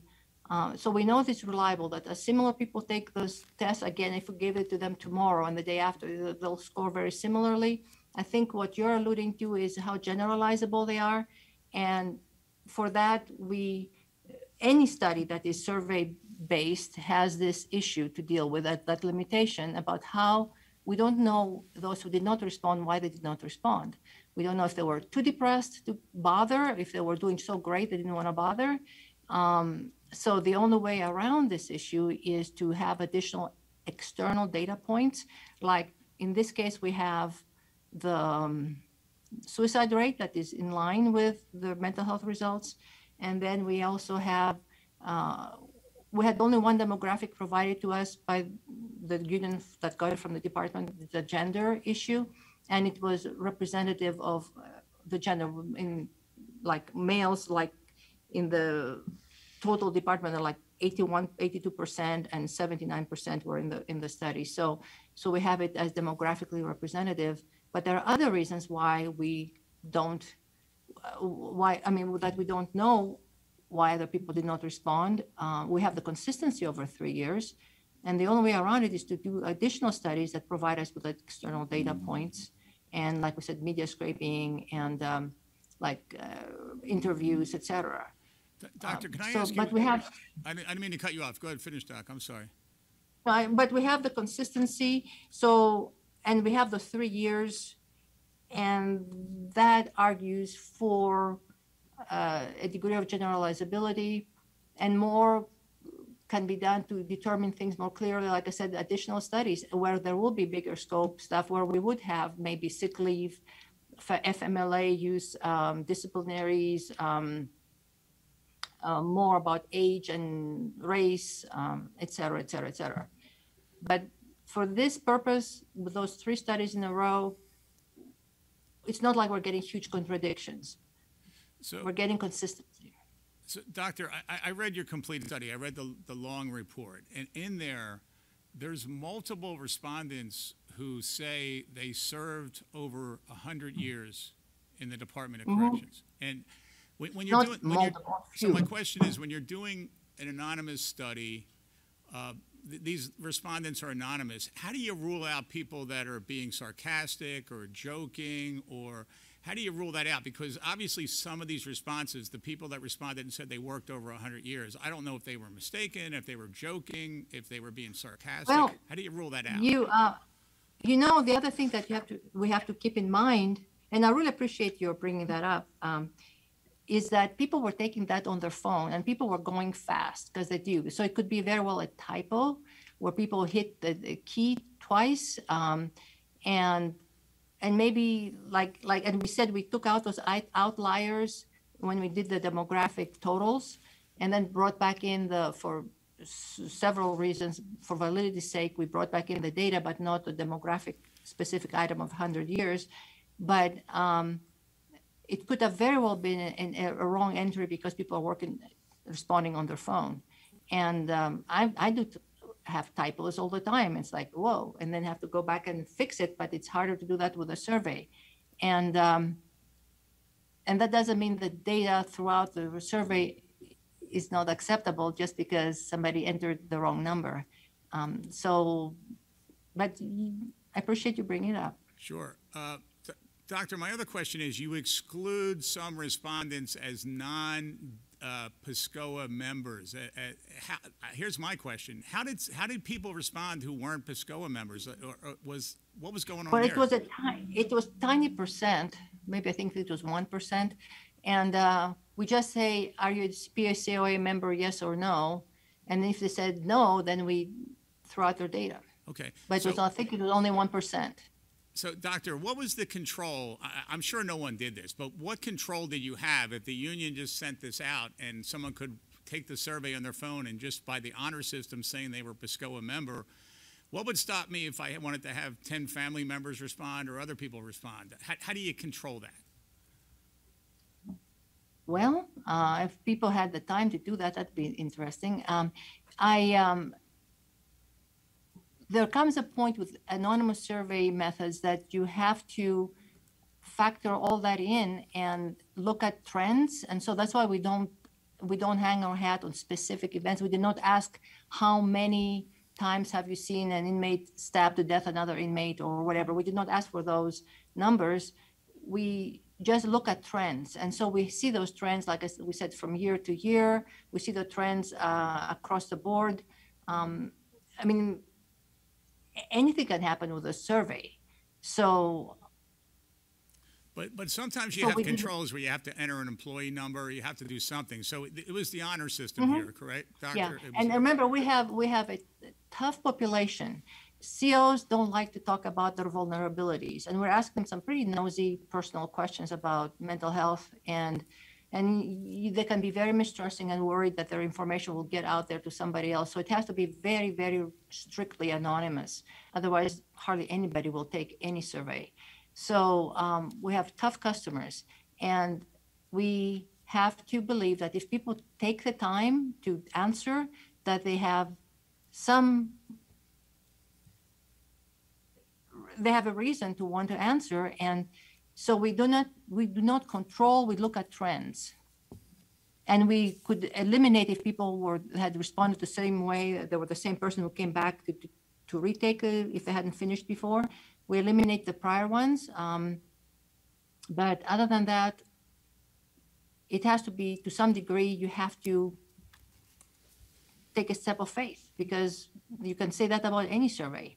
People can give even a paper survey to their family and make up things. And so, again, we look at trends. Doctor, and the comments are in line with the numbers. Doctor, when you talk in your study about clinical indications, I believe that's a term of PTSD, of depression, anxiety. This is not a psychological or psychiatric diagnosis, correct? It's just an indicator, am I correct? There are valid screening instruments that we used. Screening instrument would be like if you go to your doctor and they want to see if you're depressed and they ask you 5 questions or 10 questions or 3 questions, and it's a screening instrument. Now, these are valid, meaning they've gone through multiple studies where they have seen, where they've had people fill out those questionnaires or respond orally to those questionnaires to the doctor. And then they're also interviewed and given a bunch of other tests to make sure that, yes, they do have that condition. And these are screening instruments that are very sensitive. Their positive is very much a high rate positive, meaning that it's a very good likelihood that if somebody scores positive on that test, they're also truly suffering from that issue.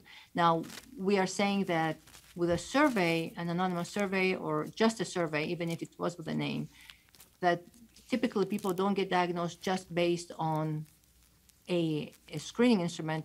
We need additional things like an interview so that we make sure they don't have other health conditions that would be contributing to those results. Let's say somebody having a thyroid problem that causes them to be depressed, and excluding those things. So, but we know that the instruments are very sensitive at picking up those conditions. And so we're saying these are red flags. These people are meeting criteria on those tests. And they would need further, like an interview with a clinician or a medical doctor to ascertain for sure if they have the condition or not. But right now they're meeting the criteria of X number of symptoms or X score that is indicative of having that condition. Okay, because doctor, the reason why I'm asking is in your report and in your summary document, you have a specific language saying, reading as follows. Please note that the clinical scoring criteria of screening instruments are insufficient to provide a formal diagnosis of any disorders screened for in this study. These clinical scoring guidelines can only determine whether people have a certain number of symptoms that are consistent with that disorder. A formal diagnosis requires several other activities that can only be completed by a licensed behavioral or medical health professional, including obtaining a full health history and ruling out other conditions that might explain some or all of the symptoms. Because the clinical scoring in this report is not diagnostic, we urge that interpretations and reports of these study results do not make claims that people have these conditions. Right. So here's my question. So here's my question, doctor. Based upon that last language that you have in bold on your report, you're not saying that the people that responded here conclusively have these conditions, are you? Not conclusively, but we have all the signs there that there is smoke and fire, but we need to go in and check some things more for that definitive, getting that diagnosis. Let's say if they applied for workers' compensation for PTSD due to their job, then they would go through interviews and be examined and assessed and given those screening instruments like we used in our study as well. And they'll have additional information before that final conclusion is made individually. Okay, doctor. But we have all people meeting those criteria on the test, yes, with a valid instrument. Doctor, if I can go back to slide 75, and just want to finish these couple of slides and ask you a few other questions. So okay.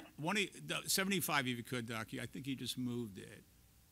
The slide you had, where it looks like if you go back. 75. There we go. 75? Thank you. That's it, doctor. Thank you. So the third bullet point down, Corrections Sensitive Employee Assistance Program. So I asked you previously, you didn't really look at the exact EAP program. I'd like to ask the related question. Are you aware that in the contract between the union and the Commonwealth of Pennsylvania, there's section 26 that says the Commonwealth shall provide paid coverage for 6 psychotherapy visits per contract year for each employee of this bargaining unit. And then it says the psychologist or psychiatrist used will be the employee's choice.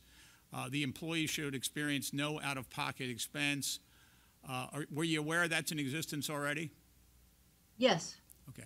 I didn't know exactly the number, but I knew they had a number of free sessions, which is the typical program that people provide across the country for state employees or federal employees for that matter. Yes. Okay, and then your next bullet point, doctor, says educational programming regarding trauma, resilience, workforce health. Do you know what's in existence already regarding that? Have you reviewed that? What I know is what was not in existence when we discussed those issues in 2019, before COVID, that the department was looking for peer support training and handling the trauma and other stresses of the job type of instructor training, like what we provide. Okay, go ahead, Doctor. I don't know if there's anything. I don't know if there's anything more that has been added.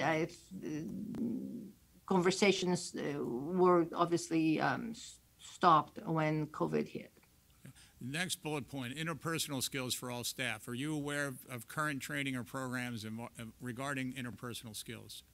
I'm aware that about mental health training, about mental health, maybe first aid. I'm not sure exactly what courses are being offered, but I'm talking here interpersonal skills for all staff, not just with inmates, but with each other and with their supervisors. And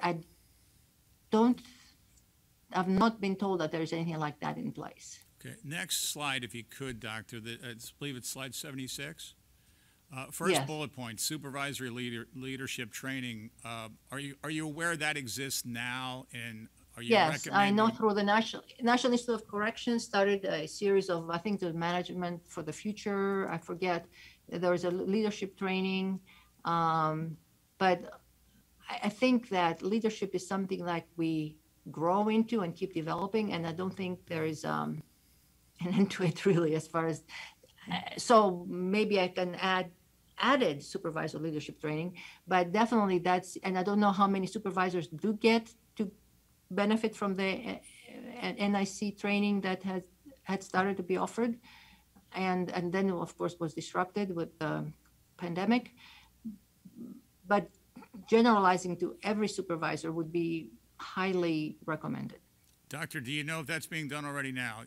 Are you aware whether that's being done right now? I'm not aware of anything being done while we're still in this pandemic mode. I'm not aware of anything being done at this point. So, Doctor, I'm asking about existing training. I'm not asking whether we're able to do it exactly during the pandemic. I'm asking whether you're aware it's in existence already in the Department of Corrections in Pennsylvania. Some leadership training for supervisors, yes, that there was some leadership training for supervisors. Okay. For some supervisors, The yes. second bullet point, Doctor, are you aware that's in existence already, the supervisory training for dealing with subordinates who are I experiencing? do not, I'm not aware that this is from everything, I have no reason to believe that I was made aware that there was anything like that for dealing with subordinates that have mental health issues specific to, I've not heard of anything like that coming out of Pennsylvania or any other state for that matter. Doctor, the third bullet point, are you aware that there are trained peer support group teams? In particular, there's a program called COVER, COVER. Are you aware of that? No, I was aware, like I said, in 2019 about people talking about creating those teams, but I was not informed about anything happening. How about the incentives for weight loss? Are you aware that they're in existence? I'm not aware about them being in existence, no. Doctor, do you think it would have helped the study to contact the DOC and say, hey, I'm thinking about making these recommendations. Do you guys have any of this in existence, and what do you have? Would that have helped your study? You know, it's not all or nothing. It's not all or nothing. Even if there were, and people are still having issues, I think one can add and improve on and increase those types of approaches. It's not like one done and you check the box and it's over. There is a growth process, and all that stuff is very new to corrections, and they're not used to looking at staff wellness. And so it's a growth process where they add, they tweak, they get feedback, they evaluate the program, and then they say, you know what, this worked, this didn't work, let's increase this, let's decrease that. So I see it as an ongoing process and a journey. It's not a box, you check it and yes or no. So even if I knew that there was a weight loss program, I would say, okay, how do you improve on reaching the COs? Maybe you're reaching other staff more, program staff, but they're not reaching the COs. How can you improve it to reach the COs? How can you improve it to reach the families of the COs for that matter? And so their home life, their meals are different at home. So I see it as an ongoing brick by brick you build the building, and not all or nothing. So Doctor, when you compare your studies from 2019 and 2021, you testified that the findings were essentially the same, correct? The mental Statistically, chi-square test showed that they were not statistically different. Yes, the numbers may have been up a few percentage points or down, but they were statistically the same. It's a significant difference, probability-wise. So, Doctor, help me out with this. And as a layperson, this is what I was amazed with on those findings, because so we had the study in 2019, and you had your mental health indicators or clinical indicators about post-traumatic stress, about depression, about anxiety, And then you do the study again in 2021, and you come up with almost exactly the same levels. The statistical differences are very, very your language says very, very small in your study. Yeah. So here's my question. The second study was done in February and March in 2021 in a 100-year pandemic, in one of the worst times in this country, when the whole country's under stress, when 20 million people have lost jobs, when over 560,000 people have died, when everybody in this room, corrections or non-corrections, is under a lot of stress, worried about families, worried about jobs, worried about the economy, worried about their kids. Why did you have the exact same findings when you're in like a 100-year pandemic and some of the worst stress and the worst mental health changes we've seen in this country? Why did you have the same findings in 19 and 21? It causes me to pause and say, is there something wrong with this study? And I ask that respectfully, Doc. I'm just trying to figure out. Yeah, because I mean, again, a very good point, and I thought about that too, and I thought that, and also looking at their comments in 2019, that those who responded were already very, very stressed. So were they reaching their ceiling? I'm not sure. Were they already in their own pandemic due to the work situation? And then the COVID infection added some, but did not really get them any more stressed because they were already highly stressed. And their depression went up and their PTSD symptoms went up. So maybe that's how it manifested. But Doc, they went up like 0.01 or 0.03. They went up, according to your study. You called it very, very small in your study. Are you talking about? You're talking about you're talking about the statistical tests. Yes, the I chi-square test. I am. Yeah. I can find these are chart. statistical numbers. Yeah. In fact, you have a chart where you compare them, and you use the term very small to talk about the changes. I'm trying to find the page, Doctor. Just give me a second. Yeah, it's table 1, the effect sizes. So that's about the effect about differences. It's the chi-square test. This is not. This is a statistical calculation. Oh, Doctor, it's on page 17 of your long study. Yes. But table 1, yes. Yes. So, Doctor, if I can ask you for a section, it says satisfaction with life, and it says very small, 0.02. PTSD, very small, 0.05. Depression, very small, 0.03. Stress, very small, 0.04. Anxiety, very small, 0.03. Suicidal ideation, very small, 0.07. Suicide attempted, very small, 0.01. That's what caused me to pause and hesitate. I'm like, why are we seeing less of all this when we're in this very, very stressful, horrible time for everyone? Aside from compounded stress that DOC employees have working, in congregate settings. That's my question.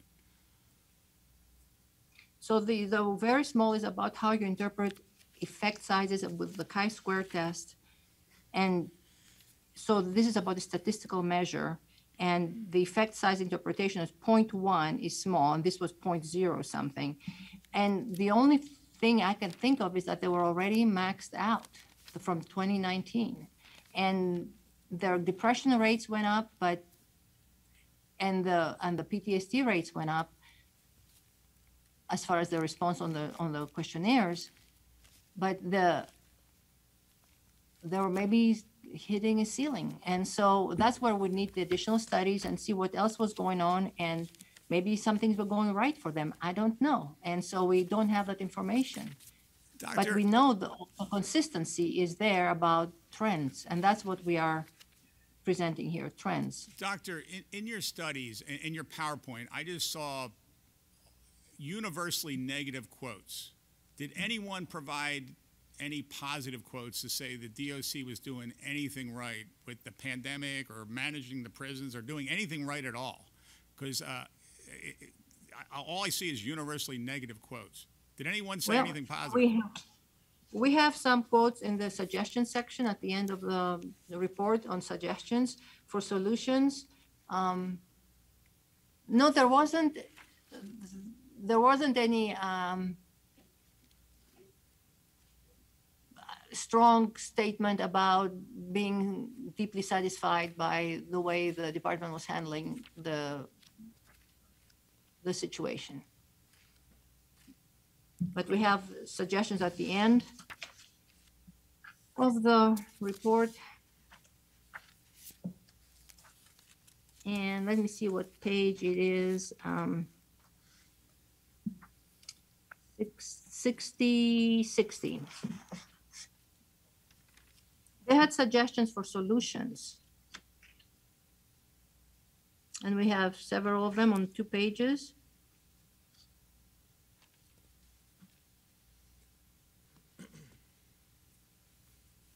Like lead by example, making an N95 mask easily accessible.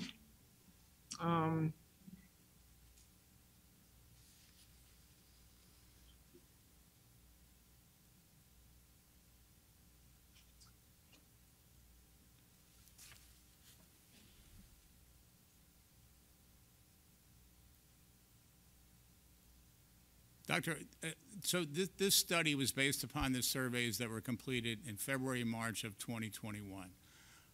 That's when the vaccines were just starting to roll out, correct? Yes, probably, depending on the state. Have you taken in the context at all or in the consideration at all whether your study would be different now that the vaccine is widely available and there's protection against COVID, the COVID pandemic? Now that we're in a better place now? Oh.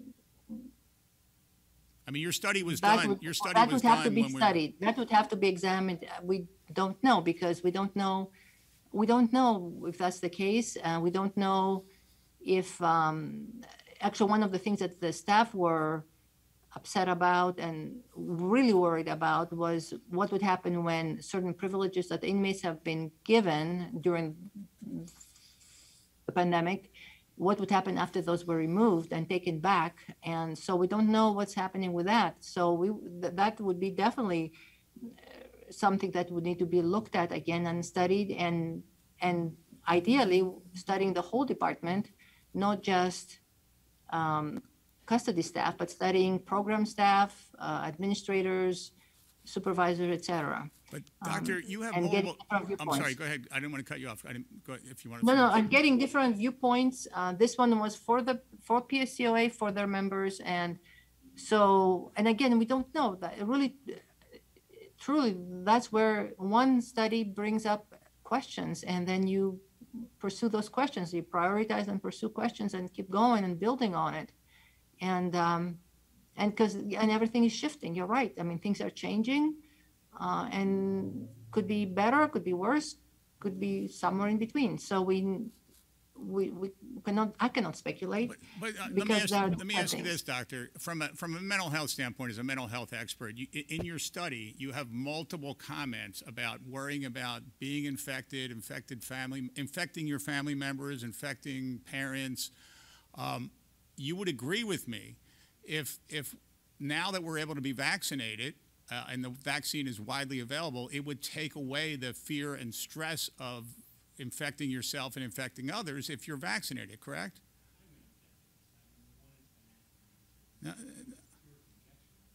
Pure conjecture. And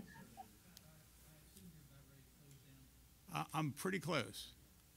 So, Doctor, let me ask you, do you agree from a psychological standpoint, when we talk about stress of worrying about infecting yourself or others, now that the vaccine is widely available across the entire country, including Pennsylvania, that those stressors are decreasing, correct, Doctor? And I'm not a medical person, and I don't know about the effectiveness of the vaccine, and I don't know about other people are worried about side effects of the vaccine. I really don't know. And like I said, on the other hand, the worries of staff seem to be just as great, if not greater, about what would happen inside when the honeymoon is over, as far as the inmates getting a lot of free things and privileges, and they have to go and take them away. and they're afraid that they're going to be assaulted. There was one quote I didn't put in the PowerPoint where somebody said that when they did try to take away something, the management said to take away something from inmates, they started flooding their cells and causing a problem, and then they were given back everything they had taken away from them. So on the one hand, the infection issues may be lessened, but the management of the inmate issues may be just starting. And like, can you go back to whatever was normal before? Is it possible? And with what outcomes? And so that is where you need to go back and reassess, take another picture in maybe a couple of months and see where things are at. And because it is conjecture. And Doctor, I just have to ask you one follow-up question. You said you're not a medical professional. Do you distrust the CDC and the findings of the world's greatest scientists and immunologists that the Pfizer vaccine is 95% effective, the Moderna vaccine is 95% effective, the J&J I think is in the high 60s? Do you doubt those? That is not an issue at all. What I'm saying is that some people have concerns about vaccines, and some people have concerns about a lot of things, and therefore I cannot make statements about those things because that's not my area of expertise. But you're issuing findings based upon pandemic-related stress. And let me ask you a follow-up question on that. You're an expert. You deal a lot with corrections officers all across the country. Would you agree with me that there's been a high rate of non-participation across the country involving corrections officers and vaccines? I have no idea. You have no idea? Yeah, I don't know what yeah. There's no answer, there's no question on the floor right now, so the objection was sustained.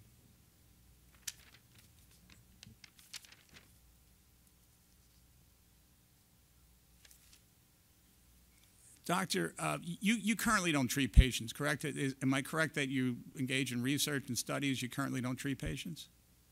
No, I do not do the clinical one-on-one work. No, I don't. Okay, and your organization or your company, would you describe that as an advocacy organization or an independent organization? How would you describe it? It's a 501c3 corporation, nonprofit corporation. Okay, and our focus is educational at this point. Okay, and you're located in Colorado, is that correct? Is that where you are now? Yeah. Okay. Yes. Thank you, Doctor. How's the weather there right now? Actually, it's lovely. It's lovely, probably close to 80 degrees. All right. Thank you, Doctor. Thank you for your time. I know it's been awkward over Zoom. Thank you, Mr. Harvey. No, it's a pleasure. Thank you for your questions, and thank you for studying this whole thing last night. You didn't get any time off. No. You got to study last night. Thank you for putting up with my questions, Doctor. I appreciate it. But you are very welcome. That's what you're there for. So thank you. All done. Thank you.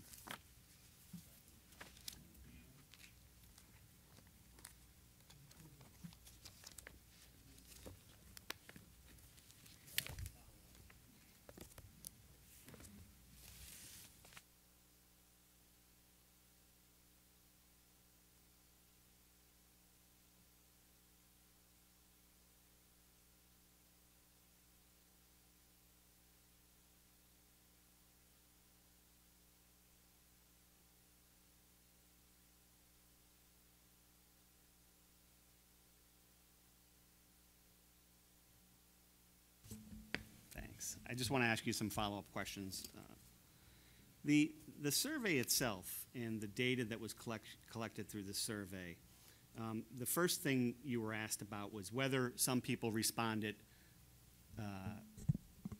whether they were PSCOA members, correct? Remember that question?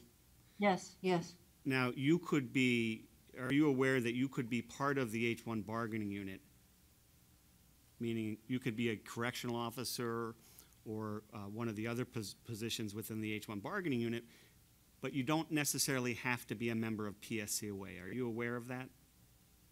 No, so they get the benefits of any arbitration, but they are not members. They don't pay member dues. Right, so they don't. I was not totally clear on that, okay. No. So when people responded to know that they were not PSCOA members, it doesn't necessarily, did you know that that didn't necessarily mean they weren't a correction officer or an H-1 bargaining unit member? Were you aware No, of I did that? not necessarily. So you mean we could have included their data? Not everybody has to be part of the union, is what I'm Okay, saying. no, I wasn't aware of that. So we'll keep that in mind if there is a fourth study, definitely, about how to handle those. But Yes. I guess the bigger question here, because it's kind of easy kind of to throw darts at your study and throw darts at the data, but I guess the bigger question is, in your experience, and you've been doing this for a long time, did you or any of your team members uncover any type of fraud involved in your survey? Fraud, like somebody trying to submit survey responses that weren't PSCOA, No. PSCOA members or H-1 No. bargaining unit members? Okay. no, well, I mean, if people said no, we have, of course, it's all anonymous, and we have no way of tracking anybody. But if anybody said they were not a member, then we excluded their data, which is, like I said, a very small number. And no, nothing. And usually the thing is that people don't have time, or they don't want to think about those negative subjects like depression and post-traumatic stress disorder and generalized anxiety. So I can't imagine somebody wanting to spend their time re-answering 10 times the whole thing, because it's pulling teeth to get them to do it the first time, because they don't want to look at those issues. They want to avoid them. So no, we did not find any evidence of fraud. Was there any evidence that the data was manipulated in any manner by anybody? No. And I mean, I think there were typos at times, and there were some really language typos for sure. But no. The last thing I wanted to talk to you about is we had the survey in 2014, and your findings in 2014 were presented during interest arbitration, correct? Yes. So the In Pennsylvania, yes. The Department of Corrections was aware of your 2014 survey. Now we sit here at 7 years later, right? Yes. And then the department, we actually do the 2019 survey in anticipation of arbitration in 2020, correct? Yes. And I just want to clarify, because you say the pandemic hit and certain things changed. At a certain point in time, independent of PSCOA, the Pennsylvania Department of Corrections reached out to you for your company to provide services in Pennsylvania, correct? Yes. And then you had talked earlier, because I just want to make the panel aware of this, you had talked earlier about that then the pandemic hit. So is it fair to say that you had conversations with the Department of Corrections prior to COVID, the pandemic hitting, about you providing training in Pennsylvania? Yes. With one individual, one administrator level individual, yes. And actually we were trying to we talked about lessening the division, and at the time, the president at the time tried to collaborate with the department so that they could do it together. They could, both the union and the department could pull together, which would be the model, the ideal, where we both maybe provide funds, they both provide manpower, they both work together for the good of their people, the good of their staff. So wait, now, after the Pennsylvania Department of Corrections reaches out to you to try to get you to provide services through your company, then PSCOA also tried to coordinate that also? Is that what you're saying? What I'm saying is that at the time we were in the middle of the 2019 study, and I was approached by the department regarding providing certain trainings and how and where and when and cost, et cetera. And I did inform PSCOA that I was having those conversations, and that's when they said they wanted to help and assist to make sure that it would happen, and they wanted to pull together and start a dialogue with the department to increase the possibility of this happening, because they really wanted it to happen also.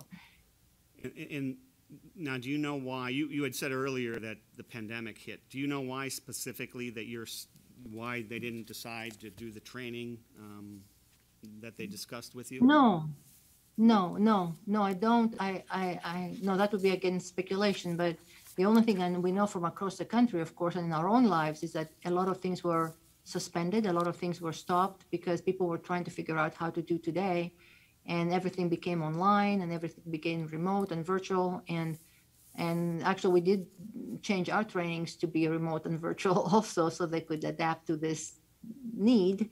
But so I just, if I am allowed to guess, it would be that there was chaos and in all kinds of systems, and things were not priority that were priority before. They're no longer priority.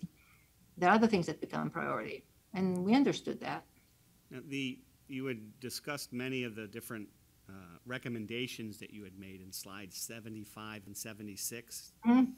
Yes. Attorney Harvey had asked you about them. Some of the things that you had discussed with the Pennsylvania Department of Corrections during those conversations, some of those recommendations are the same as the ones that you discussed in slides 75 and 76, correct? The training Yes. With the peer Yes. support teams and things? So Yes. some of the same recommendations you're making here today were the same things that you discussed with the Department of Corrections to get in place back pre-COVID, and as Yes. far as you're aware, none of that was done. Yes, I mean, yeah, and I was talking with one individual, and so I do not know what happened after that. No. I have no further questions.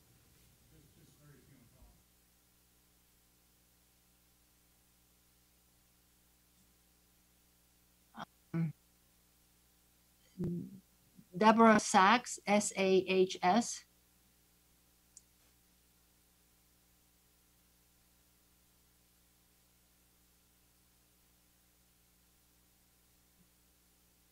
I know she's probably in headquarters.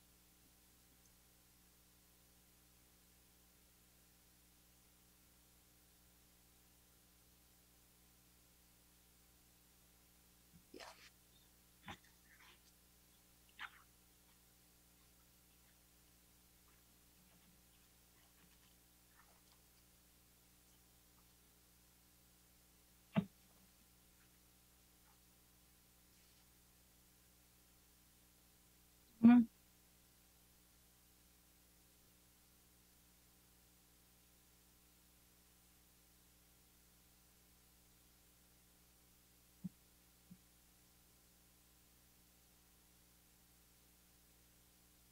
Well, remember, a lot of people would just log on to see what it looks like.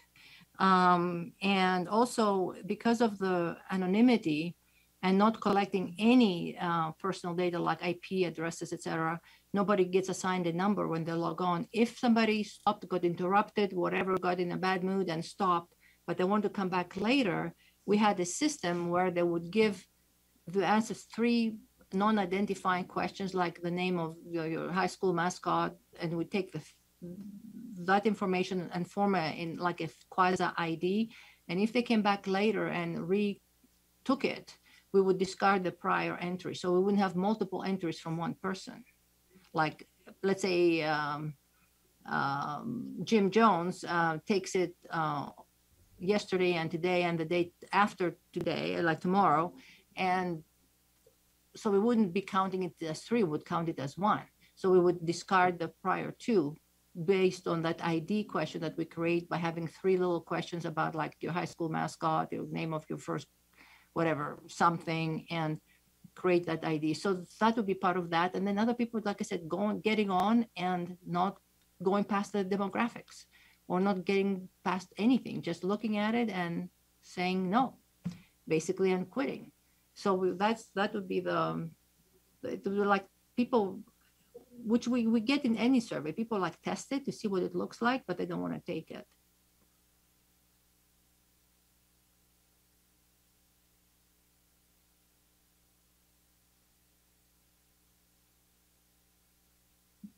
Yeah, yes. So we don't contaminate the data. Yes, thank you.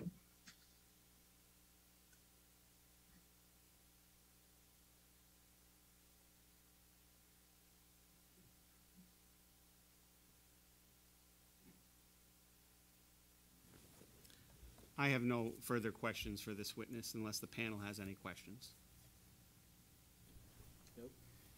We don't have any further questions, but thank you very much, Doctor. We appreciate it. Thank you. Thank you, Dr. Thank you, Don. Thanks. Bye-bye.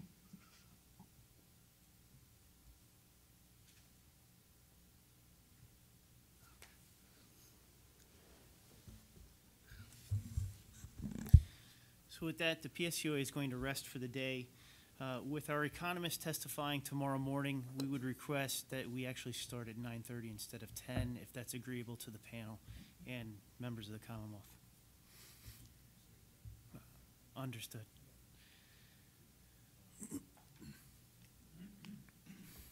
Okay, that's fine with us. We'll start at 9:30 tomorrow, just so everyone knows to be here at 9:30 tomorrow. I appreciate it. Thank you very much. Yeah, thank you.